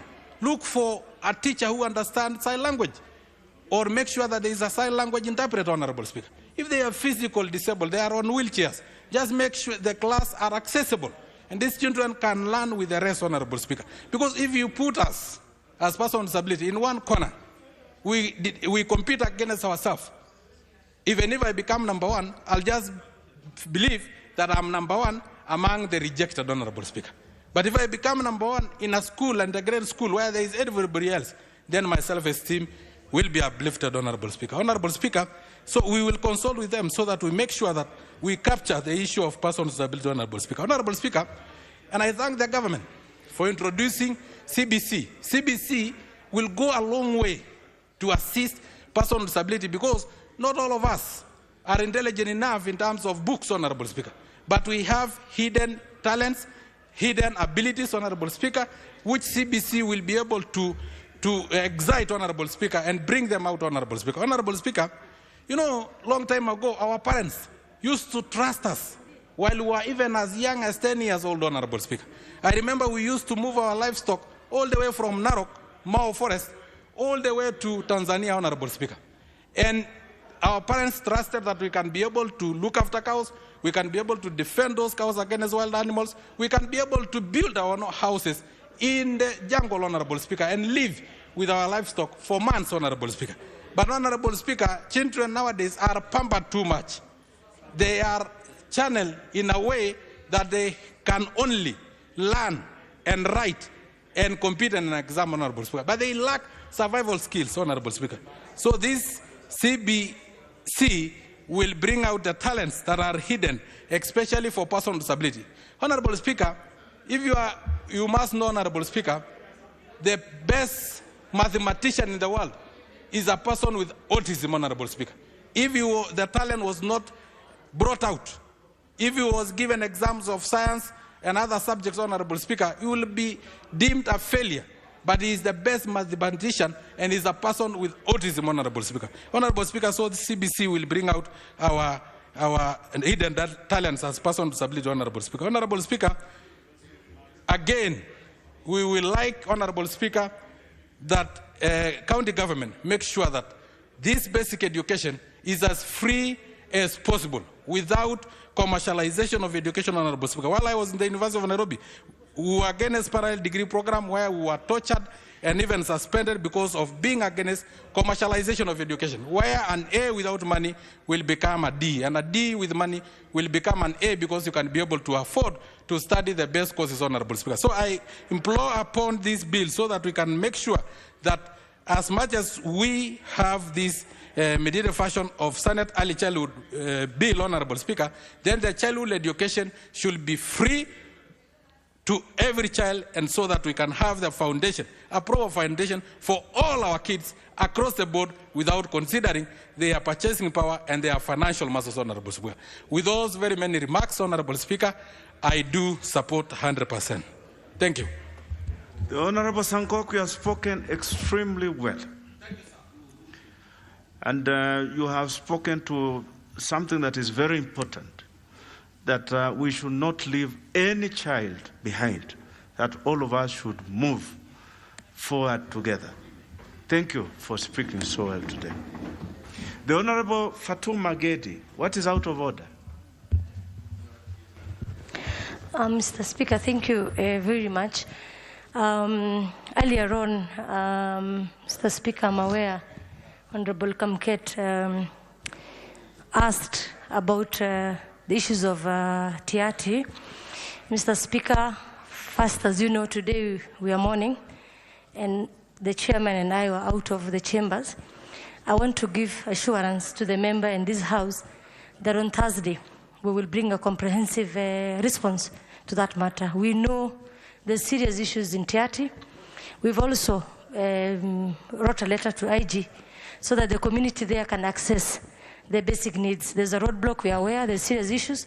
I want to give confidence to the Honourable Member that we are concerned, and indeed we will bring a comprehensive response to that effect. Thank you, Mr. Speaker. Thank you, the Honourable Gedi. The Honourable Kamket was agitated earlier on. I think that the Honourable Kaluma had attempted to make an explanation, but I think you have reaffirmed what the Honourable Kaluma had indicated. So it is good that that issue is dealt with on Thursday. We shall have the Honourable Masara, member for Suna West. Hey. The Honourable Masara, are you ready? About the bill. You have the mic. Don't let the Honourable Abele disrupt you. And the Honourable Abele, please keep your mask on when you ask. Yes, it's nice that way. Thank you, Mr. Speaker. I want to say that the bill in question is very important for the early child education. And moving forward, if the mediated version is passed in this House, Mr. Speaker, it's going to give direction on how our young children are managed. More so, that is the foundation where which can give our future generation leaders a good and firm foundation, so that when they join the next step of education, they don't get disturbed. Mr. Speaker, this bill also will help counties to manage this sector well, because currently it is, every county is doing its own things the way they want, but more so in terms of infrastructure, where you get a school is given one classroom, yet there are two sets of classes which need to have different areas of teaching. To the issue of employment of ECD teachers as well, Mr. Speaker, the currently majority of counties are employing ECD teachers on contract basis, and they are being paid a minimal money which cannot sustain somebody who is working for the whole day. Mr. Speaker, I support the bill, And I believe moving forward, we're going to get value for our education in terms of ECD. Mr. Speaker, what I want to mention is we need to fast track this bill, because the more we delay the bill, the more we create more harm to our young children in ECD Center. Thank you, Mr. Speaker. The Honorable Tum, member for Nandi. Honorable Speaker, I stand to support this bill on early childhood education. Research has found that every child who has gone through pre-education do very well at the university level. So this bill, I support it because it talks about quality education. We know early childhood is foundation of knowledge. And Honorable Speaker, the President gave a directive that no child should be left behind.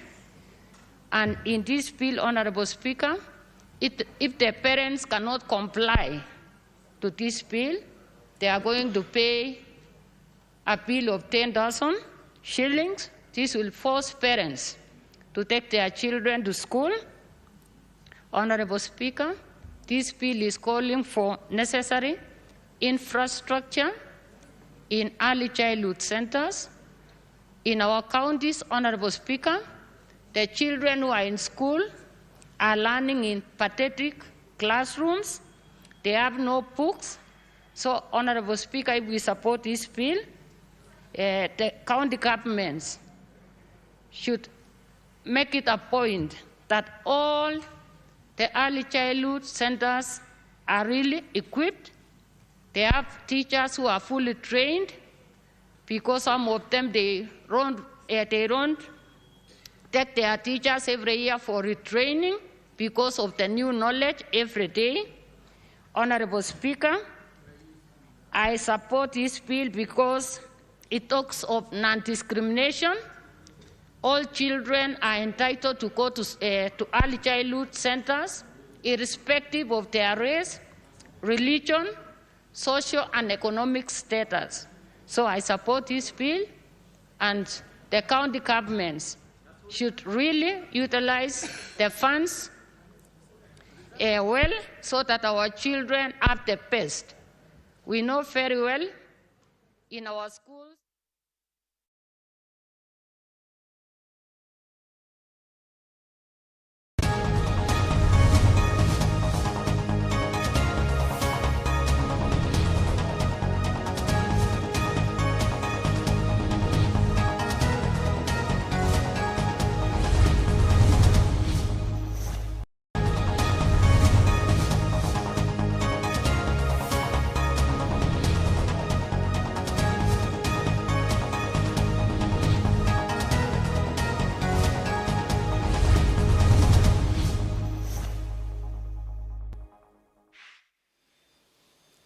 If you're just tuning in, this is the live broadcast of the Senate proceedings.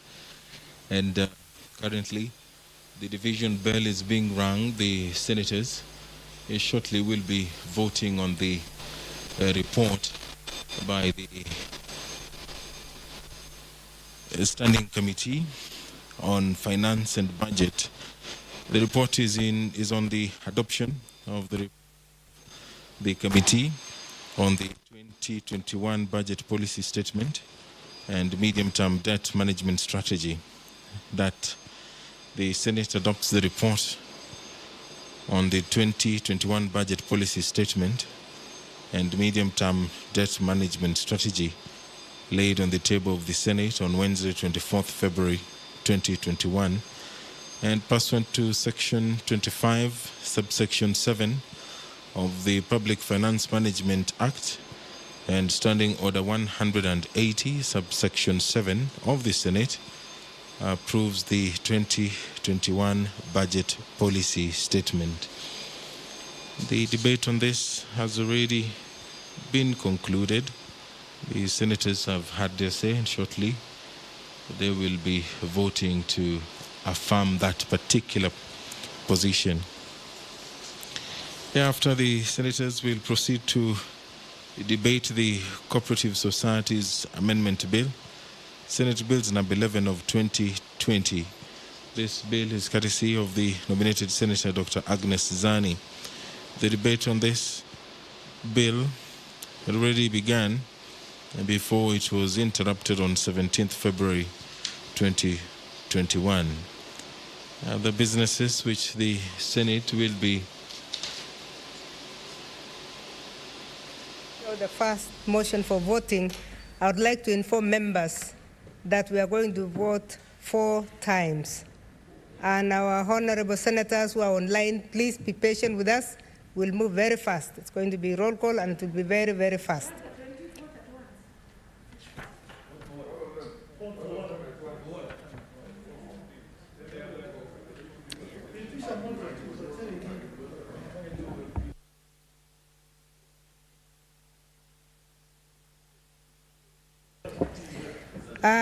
Honorable senators, it will be fast. If we are patient, we'll move very, very fast.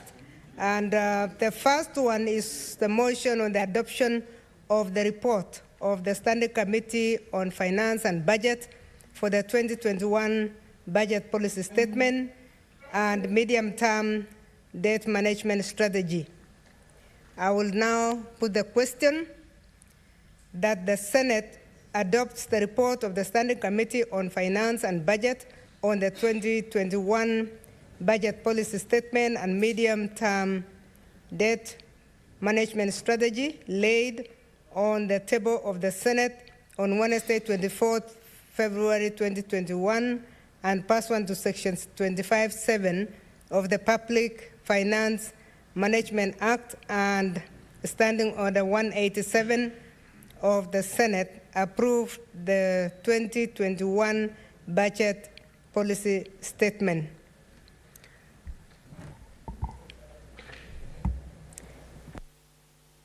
It's by roll call, so clerk, start. Senator Adan Duro Fatuma, Isiolo County.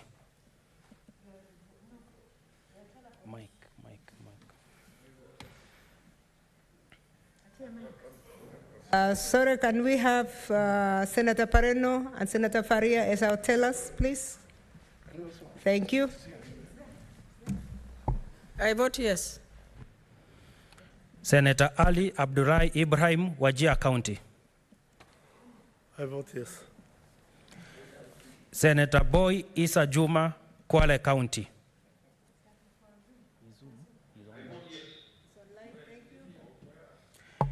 Senator Cherarike Samson Kiprotich, Nandi County.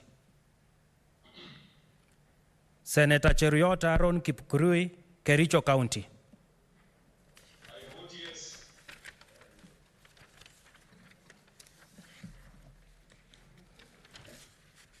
Senator Harigura Godana, Marsabit County.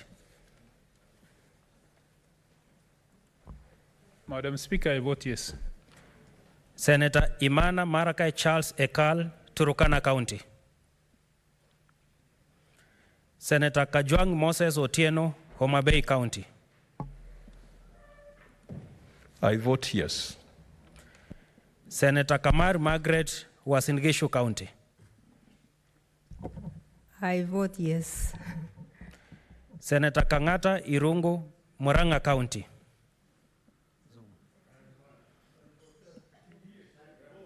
On Zoom.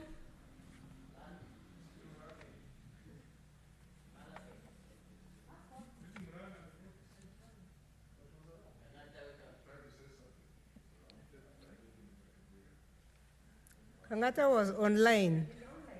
Please vote. Okay, let's continue. You'll come later. Senator Hanir George, Vihiga County.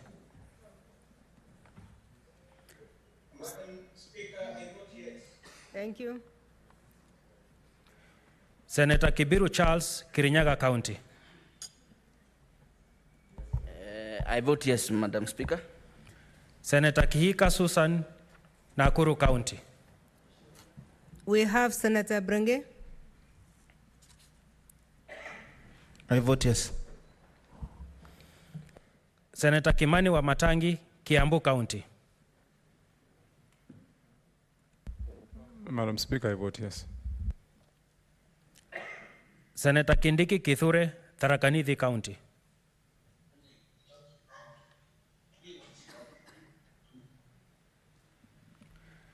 Senator Kirinyaga Ephraim Maina, Nyeri County. Senator Langat Christopher Andrew, Bometi County. Madam Speaker, I vote yes.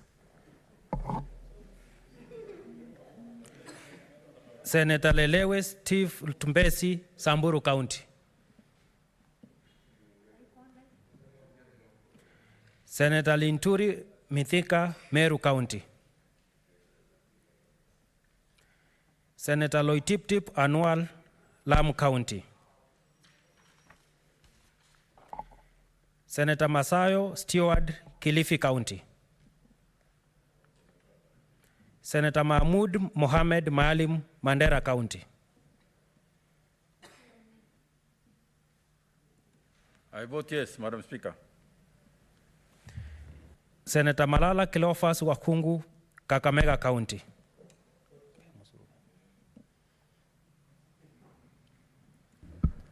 I vote yes on behalf of Kakamega delegation.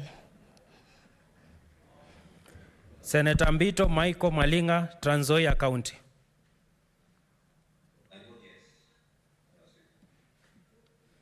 Senator Mbogo George Ochilo Ayako, Migori County. I vote yes, Madam Speaker. Senator Mogeni Eric Okongo, Nyamira County. I vote yes, Madam Speaker. Senator Moi Gideon Kipsielei, Baringo County.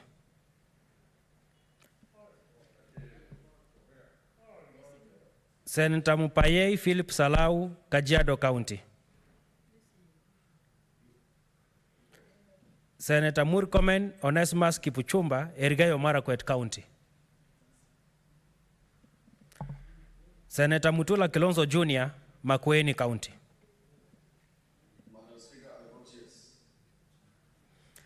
Senator Mwangi Paul Githiomi, Nyandarua County. I vote yes. Senator Mwaruma Jones Mwasushe, Taita Taveta County.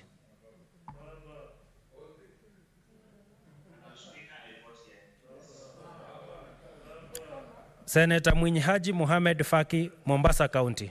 Madam Speaker, I vote yes. Senator Nderitu John Kinywa, Laikipia County.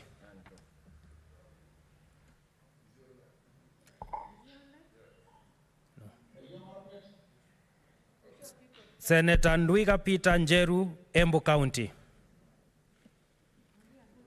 Senator Olekina Ledama, Narok County. Senator Ongeri Samson, Kisii County. Senator Orengo James, Siaya County. Madam Speaker, I vote yes. Senator Outa Frederick Otieno, Kisumu County.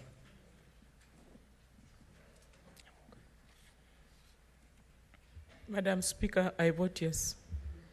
Senator Pogisho Samuel, West Pokot County.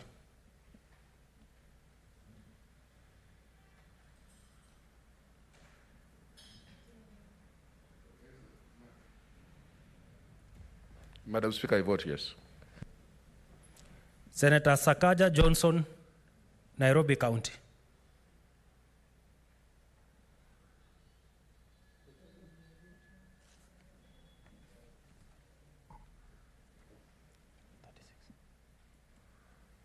Madam Speaker, I vote yes. Senator Wako Amos, Busia County. Senator Wambua Enoch, Kitui County.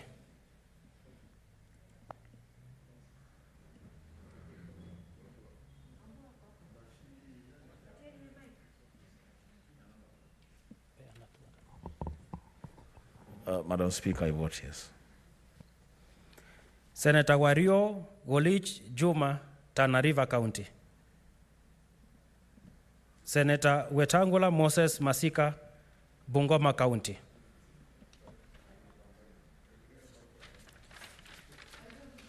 Yeah, we can go back to Elgeyo Marakwet. Senator Kangata Irungu, Murang'a County.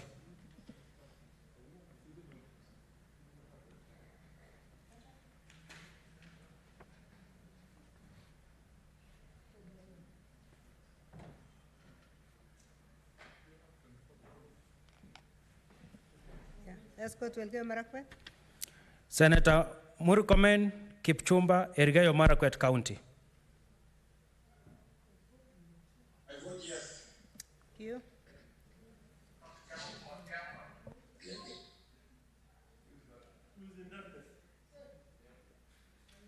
Did we have a vote from Cherarchy? There was another noise that was not clear. And Kangata? Okay. Senator Kangata Irungu, Murang'a County.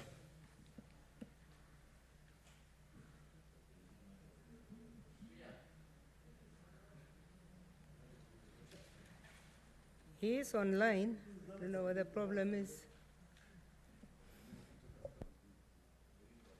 Senator Kangata, please vote.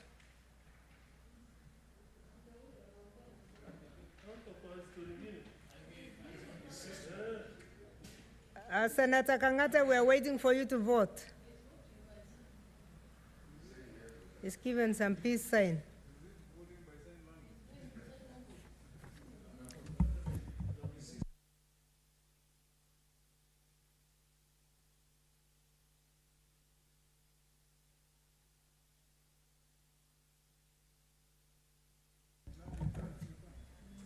No. Do we have enough?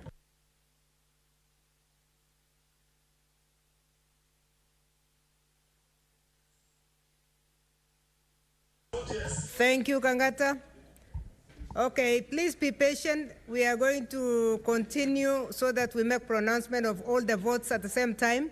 So we'll move to the next order. Next order.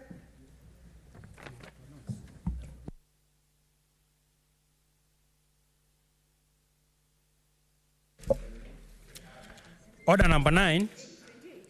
Yes.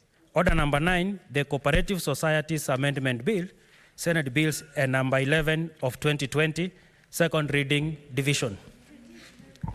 Thank you. I will read all of them and we'll vote for all of them. Then I'll announce all the results at the same time so that we move faster. So the tallying can continue. Honorable Senators, the next vote is on the Cooperative Societies Amendment Bill, Senate Bills number 11 of 2020. I now put the question that the Cooperative Societies Amendment Bill, Senate Bills number 11 of 2020 be now read a second time. Roll call voting. Senator Adan Dulo Fatuma, Isiolo County.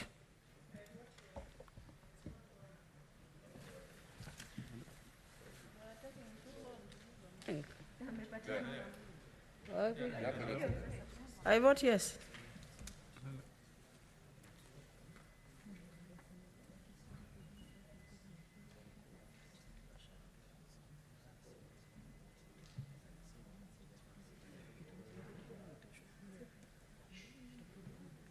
Okay, we are starting the second voting, and remember, members, voting is part of our House business, so please stand on your feet according to Standing Order number 86. Rise to your feet and vote. Thank you. Senator Adan Duro Fatuma, Isiolo County. I vote yes. Senator Ali Abdullahi Ibrahim, Wajir County. I vote yes. Senator Boy Isa Juma, Kwale County. I vote yes. Senator Cherarchy Samson, Nandi County. Senator Cheruiyot Aaron, Kericho County.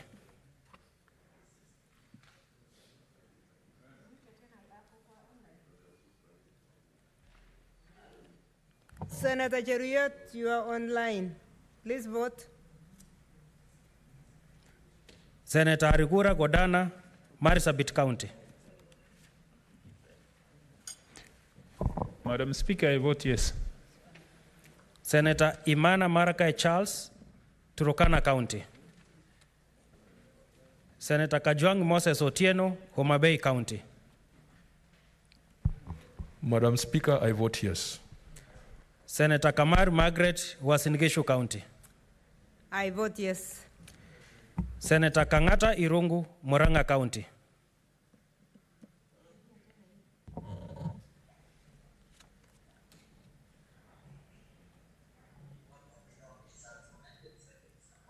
Senator Kangata, we're waiting for you. I vote yes. Thank you. I vote yes. Thanks. Senator Haniri George, Vihiga County.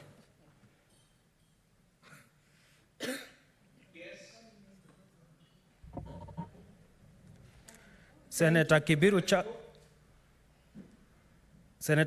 Charles, Kirinyaga County. Madam Speaker, I vote yes. Senator Kihika Susan, Nakuru County. Renge? I vote yes. Senator Kimani Wamatangi, Kiambu County. Madam Speaker, I vote yes. Senator Kindiki Kithure, Tharaka Nithi County.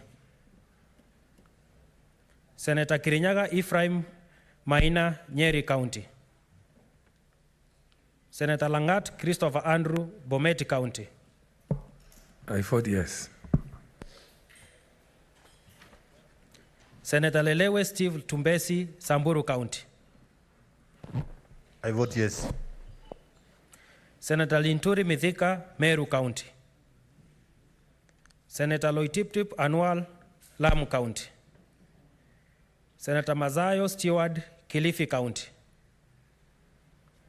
Senator Mahmoud Mohamed Maalim, Mandera County. I vote yes. Senator Malala Kilofas, Kakamega County. I vote yes. Thank you. I vote yes. Thanks, we have heard you. Senator Mbito Michael Malinga, Trans Nzoia County. Madam Speaker, I vote yes. Senator Mbogo George Ochiro Ayako, Migori County. Madam Speaker, I vote yes. Senator Mogeni Eric Okongo, Nyamira County. Madam Speaker, I vote yes. Senator Moi Gideon, Baringo County. Senator Mpayei Philip Salau, Kajiado County.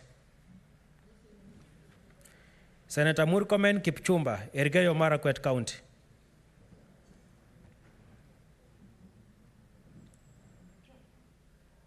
Senator Murkomen. Senator Mutula Kilonzo Jr., Makueni County. I vote yes, Madam Speaker. Thank you. Senator Mwangi Paul Withiomi, Nyandarua County. Yes. Senator Mwaruma Jones Masushe, Taita Taveta County.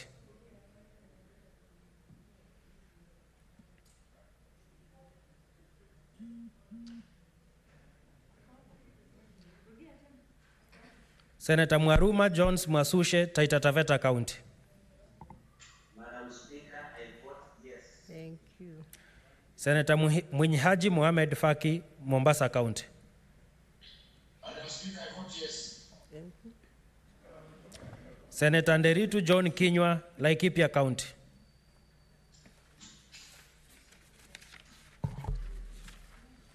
Senator Ndwiga Peter Njeru, Embu County. Senator Olekina Ledama, Narok County.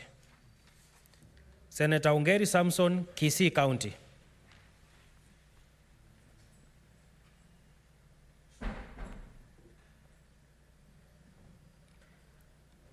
Senator Rengo James, Siaya County. Madam Speaker, I vote yes. Senator Outa Frederick Otieno, Kisumu County. Madam Speaker, I vote yes. Senator Pogisho Samuel, West Pokot County. Madam Speaker, I vote yes.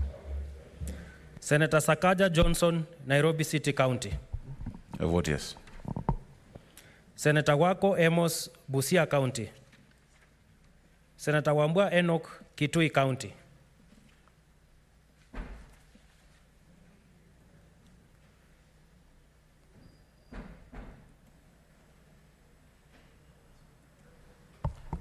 Madam Speaker, I vote yes. Wario Golich Juma, Tana River County. Yes. Senator Wetangura Moses, Bungoma County.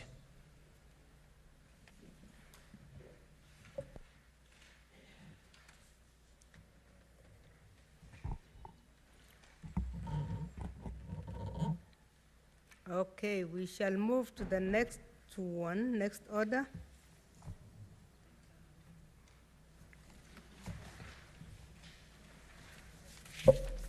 Order number 10, motion, adoption of reports of the Sessional Committee on County Public Accounts and Investments on audit reports for county executives for financial years 2015-2016, 2016-2017, and 2017-2018, volumes 1, 2, and 3.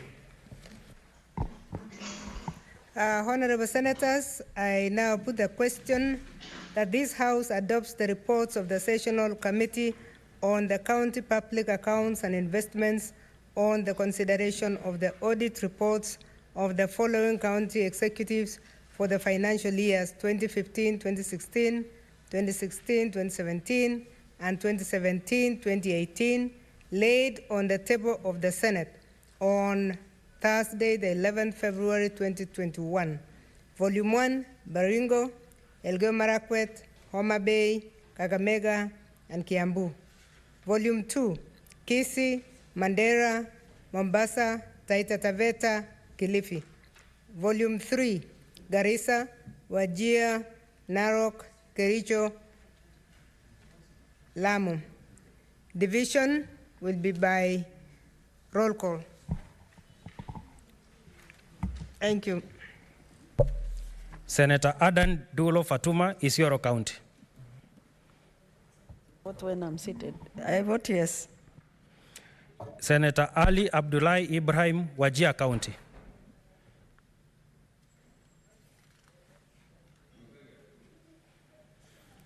Senator Ali Abdullahi Ibrahim, Wajir County. I vote yes. Senator Boy Isa Juma, Kwale County. I vote yes. Senator Cherari K. Samson, Kiprotich, Nandi County. Senator Cheriot Aaron, Kipkurui, Kericho County. Senator Harigura Godana, Marsabit County.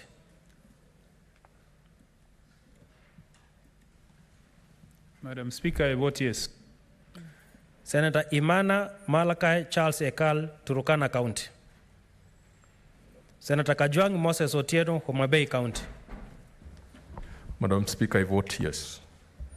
Senator Kamar Margaret, Uasin Gishu County. I vote yes. Senator Kangata Irungu, Murang'a County.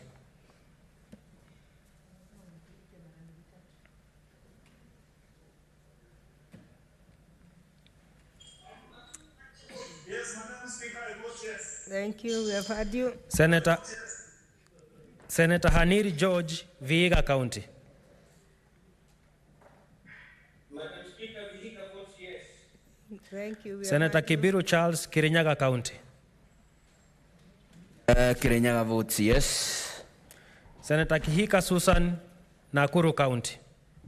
Senator Bronge for Nakuru. Madam Speaker, I vote yes. Senator Kimani Wamatangi, Kiambu County.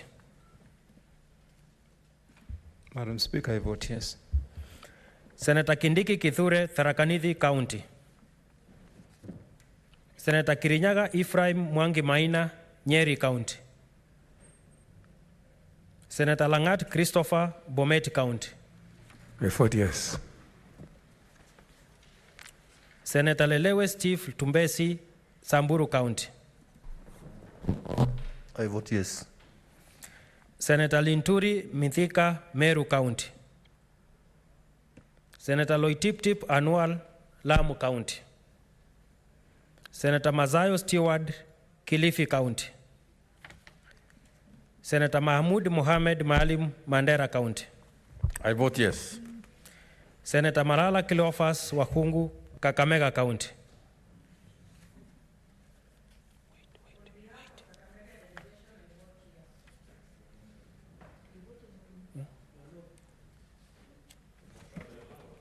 Yes, Senator Musuruve is voting for Kakamega.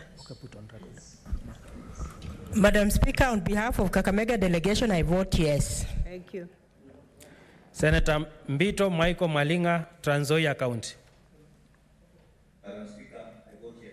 Thank you. Senator Mbogo George Ochiro Ayako, Migori County. Madam Speaker, I vote yes. Senator Mogeni Eric Okongo, Nyamira County. Madam Speaker, I vote yes. Senator Moi Gideon, Baringo County. Senator Mpayei Philip, Kajiado County. Senator Murkomen Kipchumba, Elgeyo Marakwet County.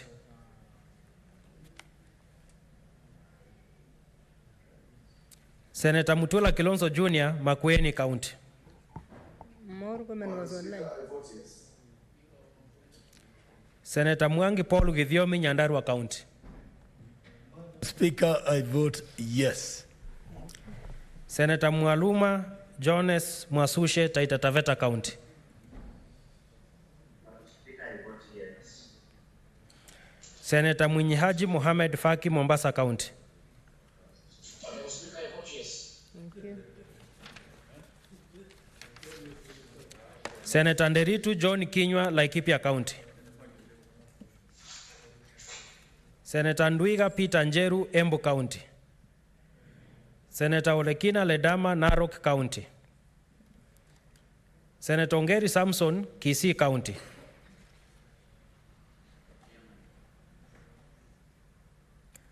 Senator Orengo James, Siaya County. Madam Speaker, I vote yes. Senator Outa Frederick Otieno, Kisumu County. Madam Speaker, I vote yes. Senator Pogisho Samuel, West Pokot County. Madam Speaker, I vote yes. Senator Sakaja Johnson, Nairobi City County. I vote yes. Senator Wako Amos, Busia County. Senator Wambua Enoch, Kitui County.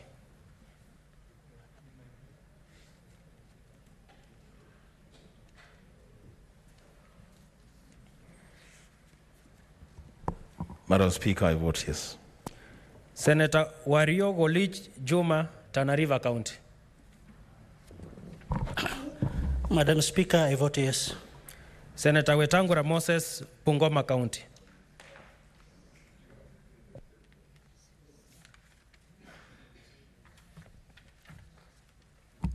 Thank you, Senators. Next order.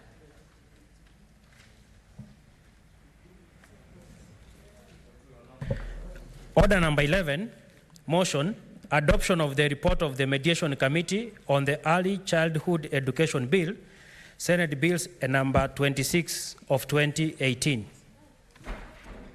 Honorable Senators, I now put the question that this House adopts the report of the Mediation Committee on the consideration of the Early Childhood Education Bill, Senate Bills number 26 of 2018, laid on the table of the Senate on Thursday, the 18th February 2021, and pursuant to Articles 113 of the Constitution and the Standing Order 1613 of the Senate Standing Orders, approved the mediated version of the bill. Division is by roll call, and members, I want to remind you again that according to roll call voting, Standing Order 83.5, that when called out, each senator shall thereupon rise in his feet or her place and declare assent or dissent. I've realized that the younger members of this House are sitting down when the older ones are standing. Please let's follow our standing orders. Thank you. Senator Adan Duro Fatuma, Isiolo County. I vote yes. Senator Ali Abdullahi Ibrahim, Wajir County. I vote yes. Senator Boy Isa Juma, Kwale County. I vote yes. Senator Cherargei Samson, Nandi County. Senator Cheruiyot Aaron, Kericho County. Senator Harigura Godana, Marsabit County. Madam Speaker, I vote yes. Senator Imana Malakai Charles Ekal, Turkana County. Senator Kajwang Moses Otieno, Homa Bay County. Madam Speaker, I vote yes. Senator Kamar Margaret, Uasin Gishu County. I vote yes. Senator Kangata Irungu, Murang'a County.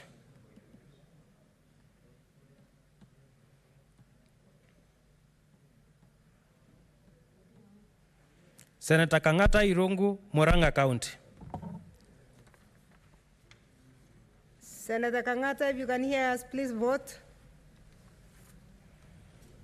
Senator Haniri George. I vote yes. I vote yes. Thank you, we have heard you. Senator Haniri George, Vihiga County. Madam Speaker, if you can hear me, I vote yes. Thank you, we have heard you. Senator Kibiru Charles, Kirinyaga County. Madam Speaker, I vote yes. Senator Kihika Susan, Nakuru County. Senator Brange. Madam Speaker, I vote yes. Senator Kimani Wamatangi, Kiambu County. Madam Speaker, I vote yes. Senator Kindiki Kithure, Tharaka Nithi County. Senator Kirinyaga Ephraim, Mwangi Maina, Nyeri County. Senator Langat Christopher, Bomet County. Madam Speaker, I vote yes. Senator Lelewe Steve Tumbesi, Samburu County. Madam Speaker, I vote yes. Senator Linturi Minthika, Meru County. Senator Loitiptip Anwal, Lamu County. Senator Mazayo Stewart, Kilifi County. Senator Mahmoud Mohamed Malim, Mandera County. I vote yes. Senator Malala Kilofas, Kakamega County.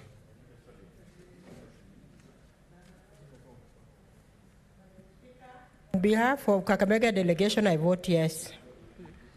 Senator Mbito Michael Malinga, Trans Nzoia County. Yep.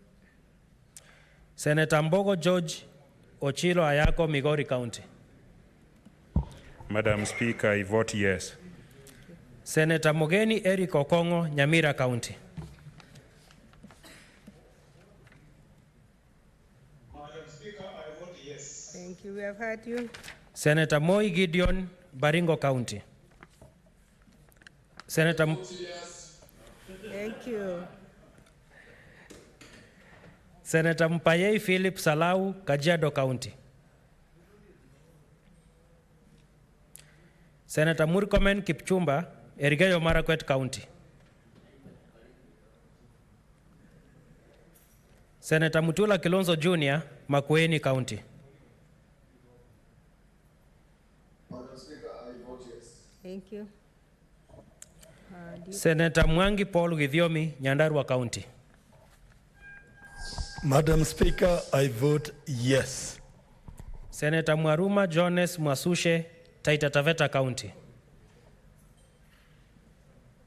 Madam Speaker, I vote yes. Thank you, we've heard you. Senator Mwinyihaji Mohamed Faki, Mombasa County. Madam Speaker, I vote yes. Thank you.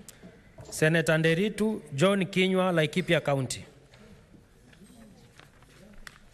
Madam Speaker, I vote yes. Thank you, we have heard you. Senator Ndwiga Peter Njeru, Embu County. Senator Olekina Ledama, Narok County. Senator Ongeri Samson, Kisii County. Senator Orengo James, Siaya County. Madam Speaker, I vote yes. Senator Outa Frederick Otieno, Kisumu County. Madam Speaker, I vote yes. Senator Pogisho Samuel, West Pokot County. Madam Speaker, I vote yes. Senator Sakaja Johnson, Nairobi City County. I vote yes.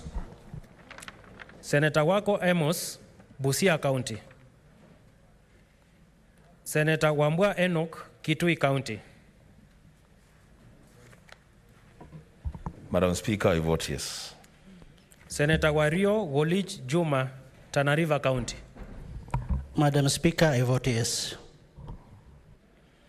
Senator Wetangura Moses, Bungoma County.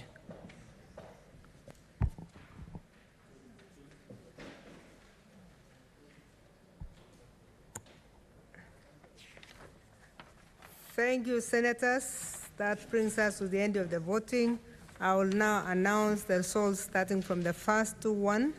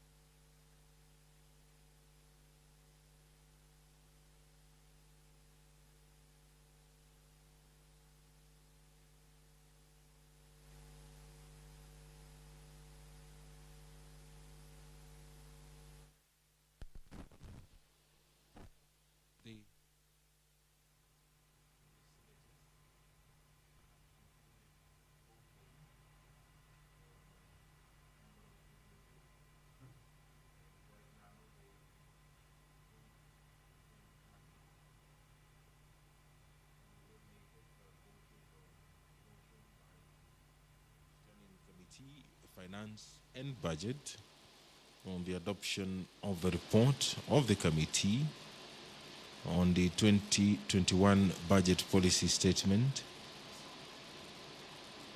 and medium-term debt management strategy. They've also voted on the Cooperative Societies Amendment Bill, Senate Bills number 11 of 2020. The report of the Standing Committee on Finance and Budget on the 2021 budget policy statement and medium-term debt management strategy laid on the table of the Senate on Wednesday, 24 February 2021. The votes are as follows. The ayes 28, the nays 0. The ayes have it. Thank you, Senators. Senators, the next one, which was the next one is the votes on the Cooperative Societies Amendment Bill, Senate Bills number 11 of 2020, second reading. The votes, the ayes 28, the nays 0. The ayes have it. A bill for an act of parliament to amend the Cooperative Societies Act and for connected purposes. Thank you. The next one, Honorable Senators, is the motion that the House adopts reports on the sessional committee on the county public accounts and investment on audit, reports for the county executives for the financial years 2015, 2016, 2016, 2017, and 2017, 2018, volumes 1, 2, and 3.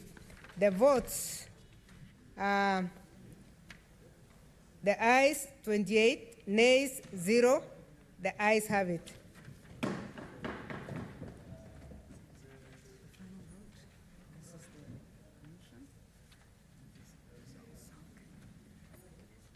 Honorable Senators, the last vote that you took was on the motion that this House adopts the report of the Mediation Committee on the Early Childhood Education Bill, Senate Bills number 26 of 2018.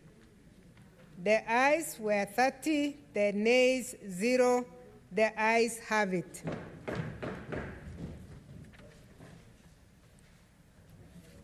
Thank you, Senators. That's a job well done. We have cleared 4 votes this afternoon. Next order.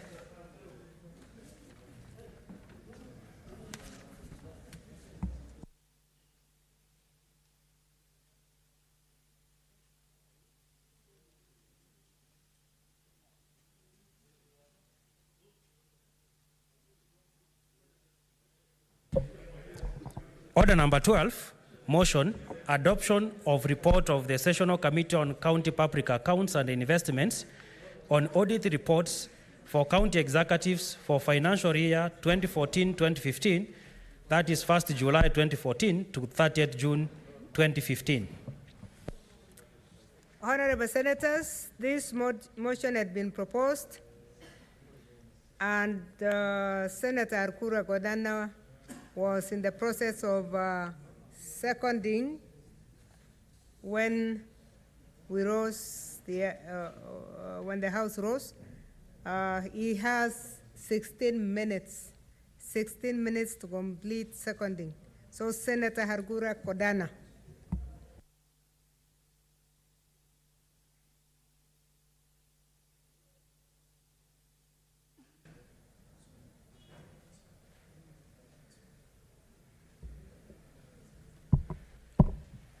Thank you, Madam Speaker. Madam Speaker, I'd like to second the motion on the adoption of the County Public Accounts and Investment Committee report.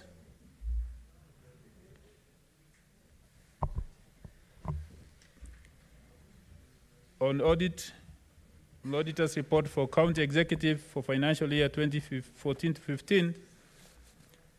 And Madam Speaker, as a Senate, we oversight the national revenue allocated to the county governments under Article 96(3) of the Constitution.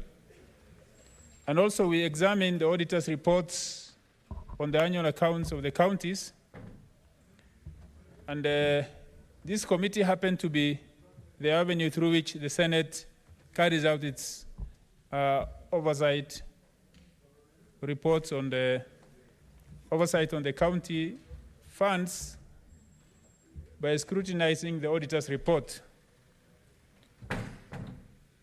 Madam Speaker, the County Public Accounts and Investment Committee had examined the auditor's reports, and the previous sessional committee had actually done a fiduciary report from the county reports, audit reports of 2013, 2014 to 2015, 2016, and came up with a report which highlighted the fiduciary risk areas and which was tabled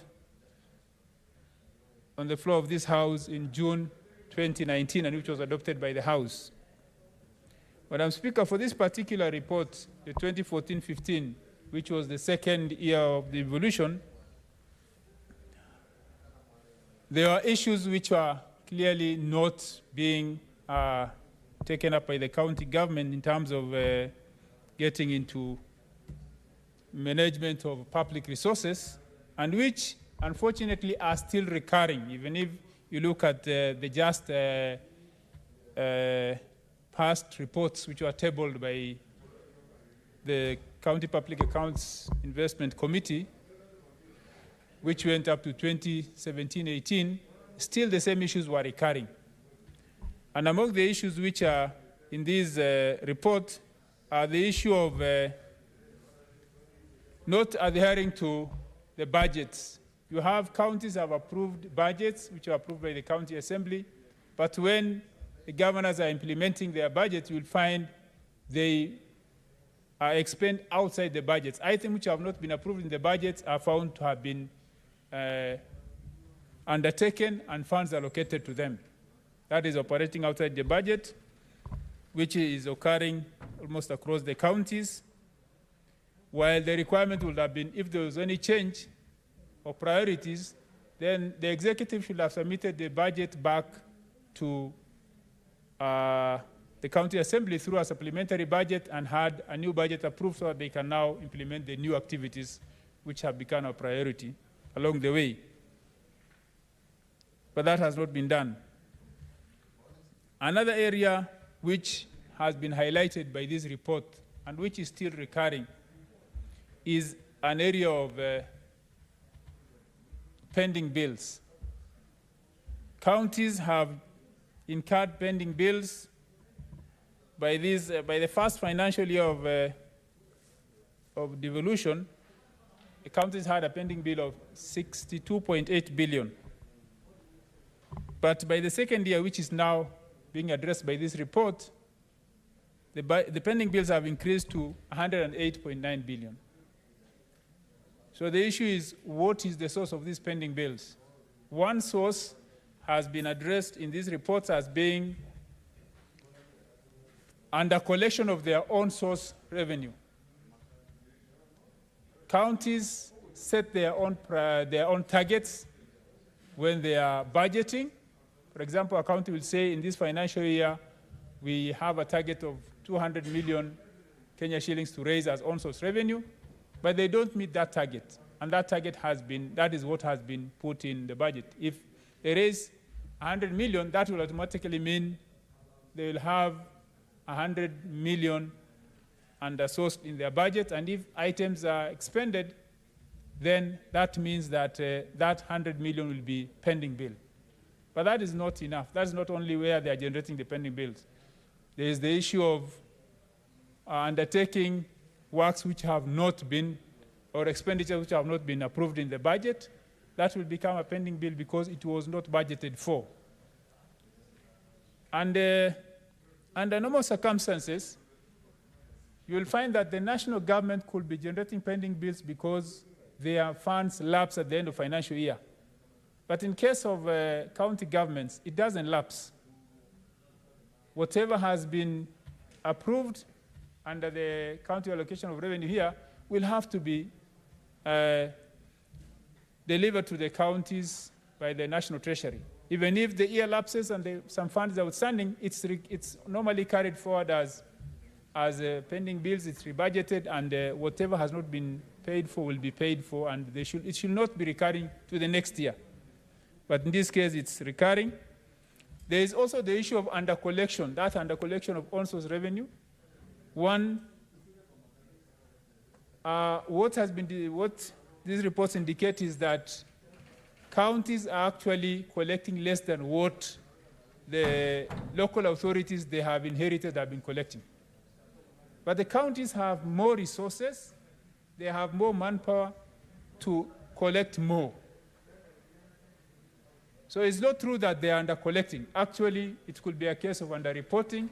It could be a case of maybe what we have discovered is when it's not automated, you'll find the collectors in the field, revenue collectors having several sets of receipts where they give you a receipt, but money is not actually reflected in the county account because that receipt is not from the county. So there's that one. Then there's also the issue of spending at source where the county-owned revenue is not deposited in the CRF account as required by law, so that whatever you collect, you deposit, and it's reverted back to you from the CRF account. You'll get now the authority to expend through the control of budget. Counties have been spending at source, and that revenue is not reflected in the CRF account, so it appears as under collection. So that one, I think the counties have been advised accordingly, but it's still recurring even in the previous engagements we had with the county executives. This is still recurring. But one way of sorting out is making sure that they first analyze all the possible revenue sources, come up with a realistic target, then automate and make sure that they collect as much as possible what they have estimated to be their revenue. That way they will not have pending bills because they will only spend what they have estimated. Madam Speaker, the other aspect is irregular procurement of goods and services, which is still recurring even up to now, where counties use single sourcing. You'll find non-pre-qualified contractors are given goods to supply or activities to undertake. There is a challenge in bookkeeping. You'll find auditors will go to audit a particular project, and you will find records are not there. There is also the aspect of not providing information to the auditors, which is contrary to the Public Audits Act 2015. And this is also a cross-cutting issue. You'll find in almost all counties what actually the executives come to address when they come before the County Public Account and Investment Committee is to produce those records. So the first question will have been, where were these records when the auditors came for them? And it's a requirement that you have to provide them with all the records at the first instance. It's also not one instance because the engagement is not a one-off. An auditor will come in, they will have the engagement, the entry meetings. Then once they are through with the audit, they'll have the exit meetings. They will have management letters where they'll write back to the county executive stating this is what we have found out, this is the information which we expect from you. Then until it goes into a draft audit report, there is enough time to engage. So when the executive cannot provide, when the governors cannot provide this information after all these engagements, and then they come to provide to the Senate committee, then it leaves a lot of questions. Where were all this information that time? Why was it not provided on time? Madam Speaker, there is also the issue of weak human resource management, where the staff recruitment is done without following any procedure. You will find somebody is on the payroll, but how that person was employed is not clear. Maybe there was no advertisement, there was no shortlisting, there was no long listing, no shortlisting, no the interview results and all that. You'll just find somebody's file has an appointment letter. So these are very unprocedural ways of engaging staff. There is failure to recruit qualified persons. Then you have a capacity challenge. We have been hearing from the counties whenever you ask them, why didn't you provide this information on time? Capacity challenge. Capacity where you had the opportunity to employ the right person, the right qualified person who could perform that duty. Then there is also the issue of irregular remuneration or compensation of the staff without following the SRC circulars. So you'll find somebody is remunerated without following the required SRC circular. It just depends on your relationship maybe with the governor or something like that, because it doesn't follow any procedure. In some cases, by this time, the second year of devolution, counties did not have established staff policy, and also there are weak internal controls because they didn't have policies like the human resource policy, the ICT policy, risk management policies and all that. But as we have checked, in the last engagement we had, at least there is improvement in that areas because policies are being developed and approved by the county assemblies for most of them. There is also lack of updated asset register. This is a major issue because, Madam Speaker, counties have inherited the defunct local authorities. These local authorities had both fixed and movable assets and liabilities, of course. But it has become difficult for the counties to have proper asset registers in terms of maybe land, offices, and such fixed assets, and also the movable ones like vehicles and all that. So it took time, but now the Intergovernmental Relations Technical Committee has finally come up with the asset registers, and it was for the counties to verify them and also have them quantified and also valued so that we have a valued asset register. There's also the issue of own acquired assets which the county governments will have acquired, and also they need to have it registered in a particular format. By the time of this report, that format has not been agreed on. But sometimes early last year, Treasury gave a format for the counties to adopt, and now they're adopting it. So, Madam Speaker, I would like to second the adoption of this motion, and hope that the members will support, and these reports should be made use of so that counties can learn from them. And also the report has recommendations on actions to be taken against the government officers who have maybe caused this mismanagement in terms of if it's not following the procurement procedures, if it's not following the requirements of adhering to the budgets, not having the necessary policies. The report is very clear and it's recommended. The recommendations which need to be action which needs to be taken is just a matter of making sure that these reports are implemented, because if there are no implementations of these recommendations, so it just becomes an academic exercise and the counties will not be able to progress and also improve in terms of their financial prudence, in terms of management of public resources. And that is the only way is to have actions taken against those who are liable, and that way it will be a learning process and will continue to improve. Thank you, Madam. Thank you, Mr. Speaker. I second the motion. Asante sana. Na sasa nataka kupendekeza swala kwamba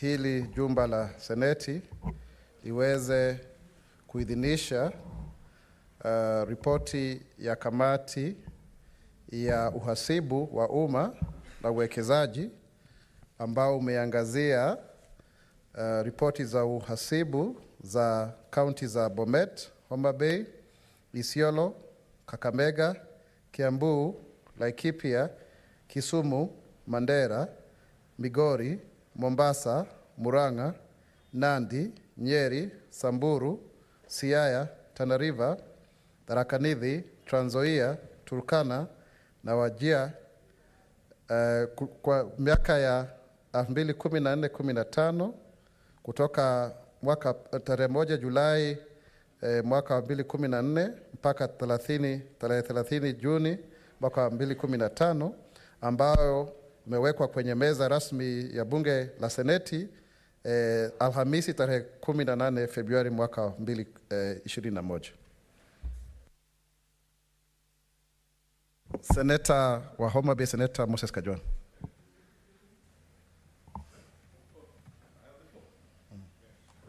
Ya, una nafasi ya kuchangia. Mr. Speaker, I rise to support the motion that the House do adopt the report of the Public Accounts and Investment Committee with regards to the report on the Auditor General's opinions and findings on county governments for those financial years that have been stated. And Mr. Speaker, as I contribute on this, I want to take note that this report that is before the House, it bears my name. It was done when I was chairing the Public Accounts Committee, when I had that singular privilege and honor to lead this House in its oversight arrangements. And Mr. Speaker, the only reason why this report did not come to the House alongside the other reports that we tabled back then, I think it was just an issue of scheduling, because the report was ready. And I want to thank the committee that is chaired by Senator Professor Ngeri for making sure that this report was extracted from the shelves and brought to the House for adoption. Because we know that the finality of the Auditor General's report is when the House has adopted them. Before they're adopted, there's been a lot of debate whether the findings of the Auditor General can be used in a court of law, or can be used to seek justice, or can be used in any other judicial process to ensure that people are held to account. Mr. Speaker, I also want to thank the committee because we started seeing reports that are running up to 2018. And there's been a lot of concern that the Senate has been in backlog for a long time. I do recall that prior to 2018, the House had never adopted a single report of the Public Accounts Committee. And I thank the team that is in the committee at the moment that they've built on the reports that my committee brought to the House and brought very current reports. And I do believe that the 2019 reports, which have now come to Parliament following the appointment of a substantive Auditor General, will also be considered quickly. Kenyans want to deal with current issues. Kenyans don't like dealing with past issues, even though, as I say, crime does not expire.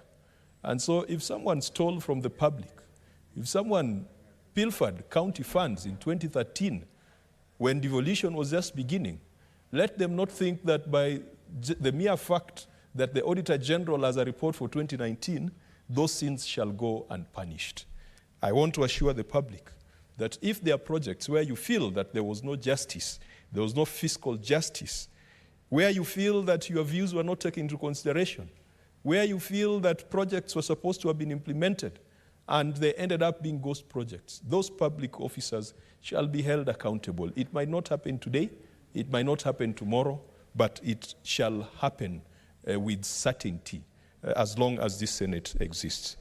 Mr. Speaker, it is unfortunate that as we speak, we have not reconstituted the Public Accounts and Investments Committee. That delay is unnecessary. That delay is inordinate. And that delay really disrupts the flow and the work of the Public Accounts Committee, because you can clearly see that the first quarter of the year is almost gone. And last year, we lost almost 2 quarters before we reconstituted that committee. And I want to urge, as we have proposed before, that let us adopt our standing orders to ensure that there's continuity in the operations of sessional committees until a new committee is put in place. Because there's nobody who's going to come from outside this House who is going to form part of those committees. All the members who can potentially be members of those sessional committees are already here.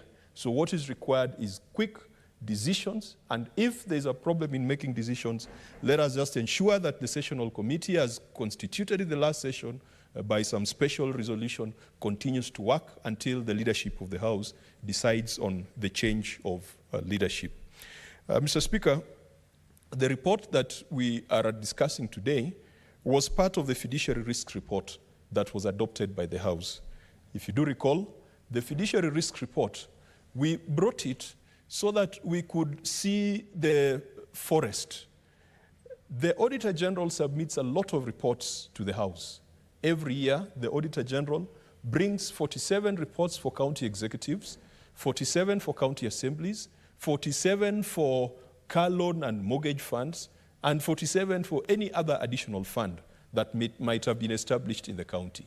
Every year, on average, the Auditor General will bring reports that are 200 plus. And yet, this is a 60-member House, and sometimes it is impossible for the Senate to consider all those reports on an annual basis. It is different at county assemblies, because a county assembly will receive at a minimum 4 reports in a year, 1 for the executive, 1 for the assembly, and maybe 2 for the special funds that they've established. As a result, it was important to aggregate the findings of the Auditor General and come up with a fiduciary risk report. And that we did.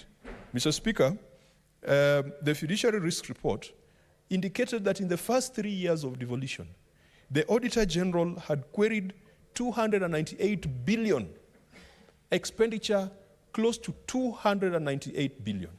If you take that as a percentage of the funds that have been allocated to counties, that would tell you that in those first 3 years, probably 1/3 of the funds that were sent to counties could not be properly accounted for. That is a disaster, if indeed it is to be established to be true. Mr. Speaker, the amount that was queried, if you put it in context, was enough to build 9 Thika roads. With 298 billion, you can do a lot. In fact, 298 billion what the Parliamentary Budget Office told us, that if that money was invested properly in the economy, in the productive sectors of the economy, it could lead to at least 5% growth of the economy. So that's the kind of loss, potential loss that we have out of these accountability queries. It happened that some of the issues that the Auditor General had flagged were issues that could have been satisfied with documentation. And it is wrong for governors to refuse to give documents to Auditor General and then come to the Senate with truckload of documents. The intention is to confuse, to perplex, and to put the Senate in a situation where it will just clear the audit queries. I want to emphasize that the place for primary oversight still remains the county assemblies. And we must ensure that our laws are tailored in such a way that even the governor is accountable to the people residing in the county through the county assembly. There have been some jurisprudence that has made the governor too big to appear before county assemblies. In fact, in the recent past, governors only appear before county assemblies when they have an impeachment hanging over their necks. It should be normal. We should normalize that governors should be able to appear before the county assembly. This business of hiding behind CECs, this business of hiding behind chief officers must be brought to a stop. The person who went and got a mandate and the person who should be held responsible as the CEO of the county is the governor. And if we activated those provisions, and I'm glad that BBI has made certain provisions that will make that possible, that will make the governor accountable to the people through the county assembly, and the governor would be required to appear before the county assembly, it will leave the Senate with policy work. It will leave the Senate to come up with solutions, policy, legislative, and administrative solutions to the challenges that are facing county governments. And so, Mr. Speaker, we must do all we can to empower our brothers and sisters in county assemblies to effectively carry out their oversight role, because that is where the real evidence and the primary oversight would occur. I would visualize that the Senate would particularly focus on value for money audits. Mr. Speaker, the Audit Act allows financial audits like what we are discussing now. It allows forensic audits. It allows performance audits and other value for money audits. Ever since the Senate was established, the Auditor General has performed a few performance audits. And I think there was one that he did about mental health that would be of great benefit to Senator Kasanga, and a few others. But we are not yet in a position where, as a Senate, we sit with the Office of the Auditor General and agree that this particular financial year, we want you to carry out a performance audit, for example, on the managed equipment scheme. Or we want you to carry out a performance audit on the roads maintenance levy fund. Mr. Speaker, just this afternoon, we have adopted the budget policy statement. And that budget policy statement proposes a policy shift such that allocations that are being collected from taxpayers for maintenance of roads, called Road Maintenance Levy Fund, and then sent to counties as a conditional grant, will no longer be sent to counties as a conditional grant, will now form part of equitable share. Mr. Speaker, the risk is that, number one, you are collecting money from Kenyans on false pretense, because you are telling every road user, anybody who buys fuel, that a percentage of the money you spend will be spent on improving the roads that you drive on, so that the wear and tear on your car can reduce. And then you bring that money to counties, 15% of that money, you make it part of general budget support.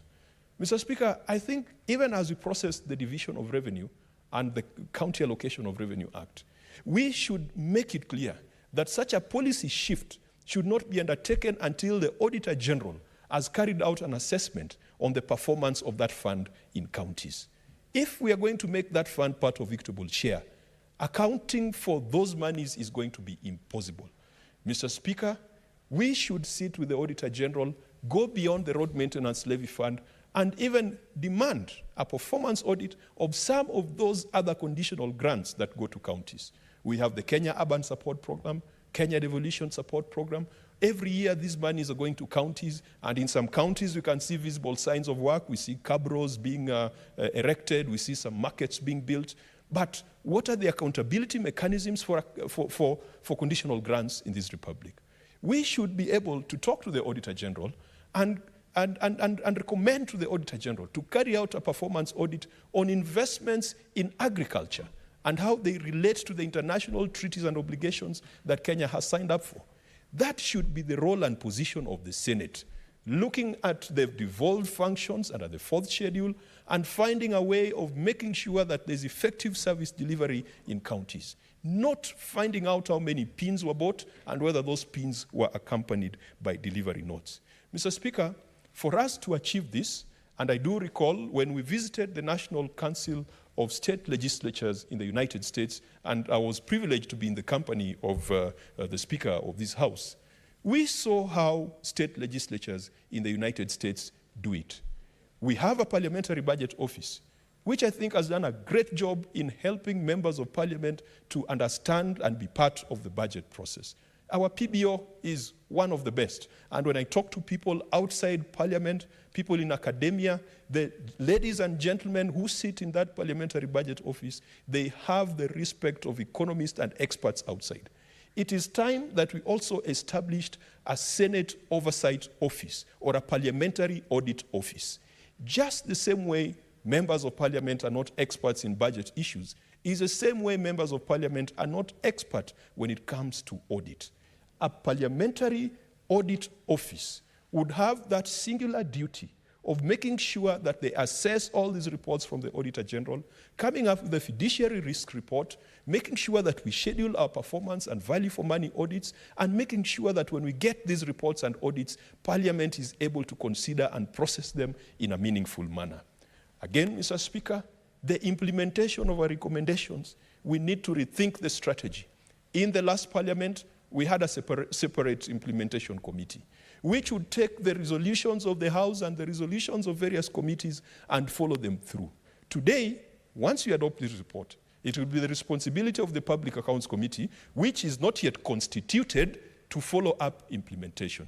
Mr. Speaker, when I was chair and when the House adopted several reports, the clerk of the House immediately wrote to various stakeholders, requesting them to provide a report on the measures they have taken within 3 months to close the issues raised by the Senate. To date, I do not believe that we have received a response as a Senate. We must tighten our implementation capacity. But there are agencies that really do not need to wait for Senate to go through this process for 5 years. For example, Mr. Speaker, once the Auditor General has determined that there was no value for money, that there were unexplained expenditure, why should the DCI or the EACC wait for the Senate to conduct a 5-year ritual? Why can't they swing into action?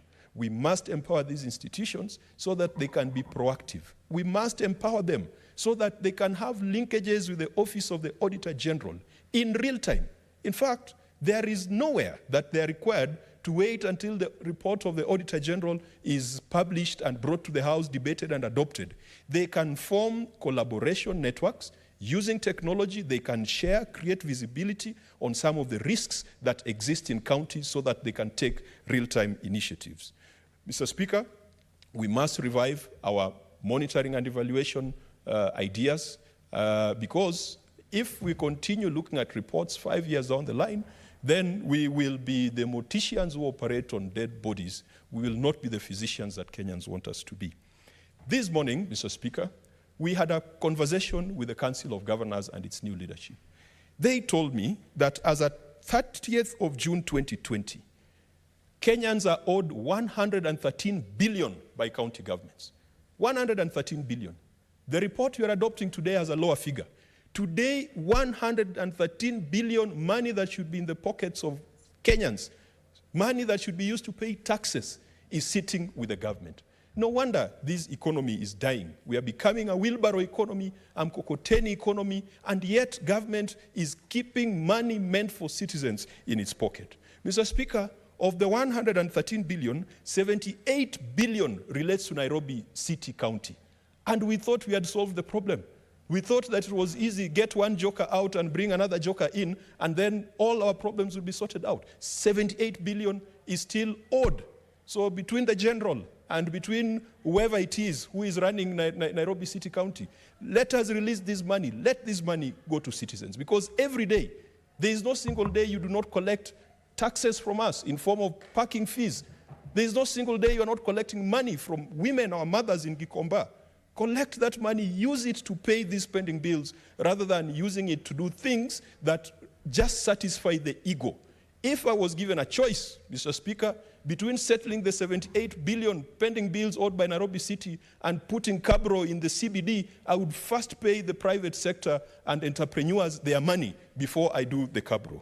Mr. Speaker, the Treasury has also delayed to give counties money, and we resolved in the morning that in the next 2 weeks we shall summon the Treasury before the committee of the House to explain why 36 billion Kenya shillings has not been remitted to counties, why 4.6 billion Kenya shillings under the Kenya Devolution Support Program has not been given to county governments, why 2.8 billion Kenya shillings under the Kenya Urban Support Program has not been sent to county governments, because this is part of the explanation for the pending bills. But even if it were the explanation, the total amount unremitted is far much less than the pending bills that the county governments are keeping in their books. There must be the final audit, an audit of finality. And I do agree with the Council of Governors who have proposed that the Office of the Auditor General do a final audit, because the last audit that was done by Edward Ouko, the former Auditor General, raised more questions than answers. It told us that such a huge percentage of our pending bills were unverified. Finally, Mr. Speaker,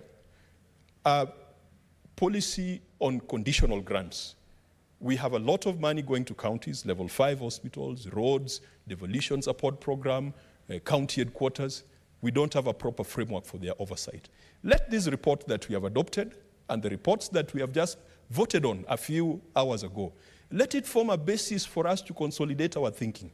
Let it be the basis upon which the Senate stops focusing on counting pins and pens and paper and rims and sheets of foolscap in counties. Let it be the basis that informs us to amend the law, to come up with policy, to come up with regulation that ensures that when monies are sent to counties, that money does not find its way in the pockets and stomach and whatever other body parts of the governors and the people in counties. That money goes to the citizens.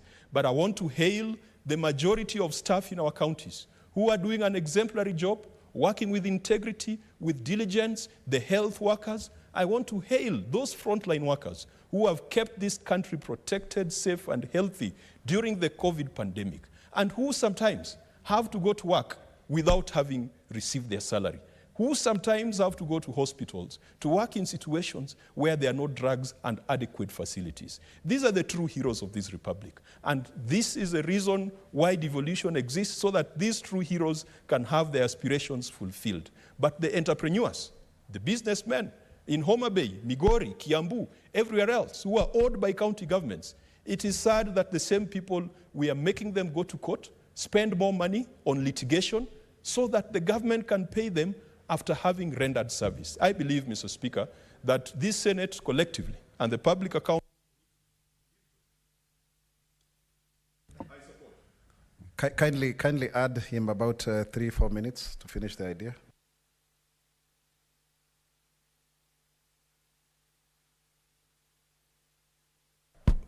Mr. Speaker, thank you. Mr. Speaker, if there is one great contribution we can make to this nation, to the economy of this country, to the entrepreneurs, to the young people who are doing business with county governments through the access to government procurement opportunities, to the women and the persons with disabilities who have supplied goods and services to county governments and have not been paid to the tune of 113 billion. Mr. Speaker, I believe is a resolution that will compel county governments, working with the Office of the Auditor General and the Controller of Budget, to finalize this matter of pending bills. We have governors proud and bragging that they've paid all the pending bills in their jurisdictions, and yet what they paid was only a small fraction.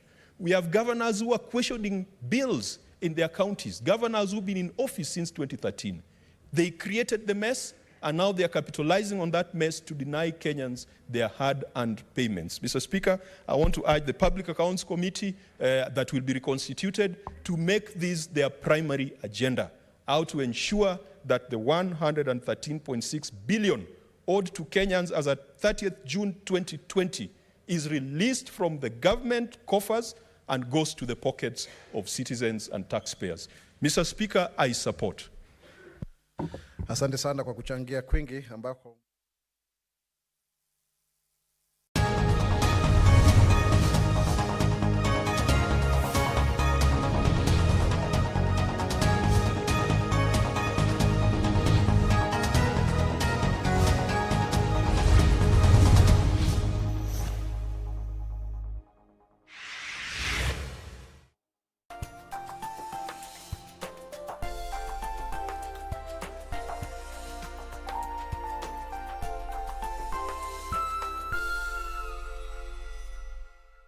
The DFB Pokal Cup is back.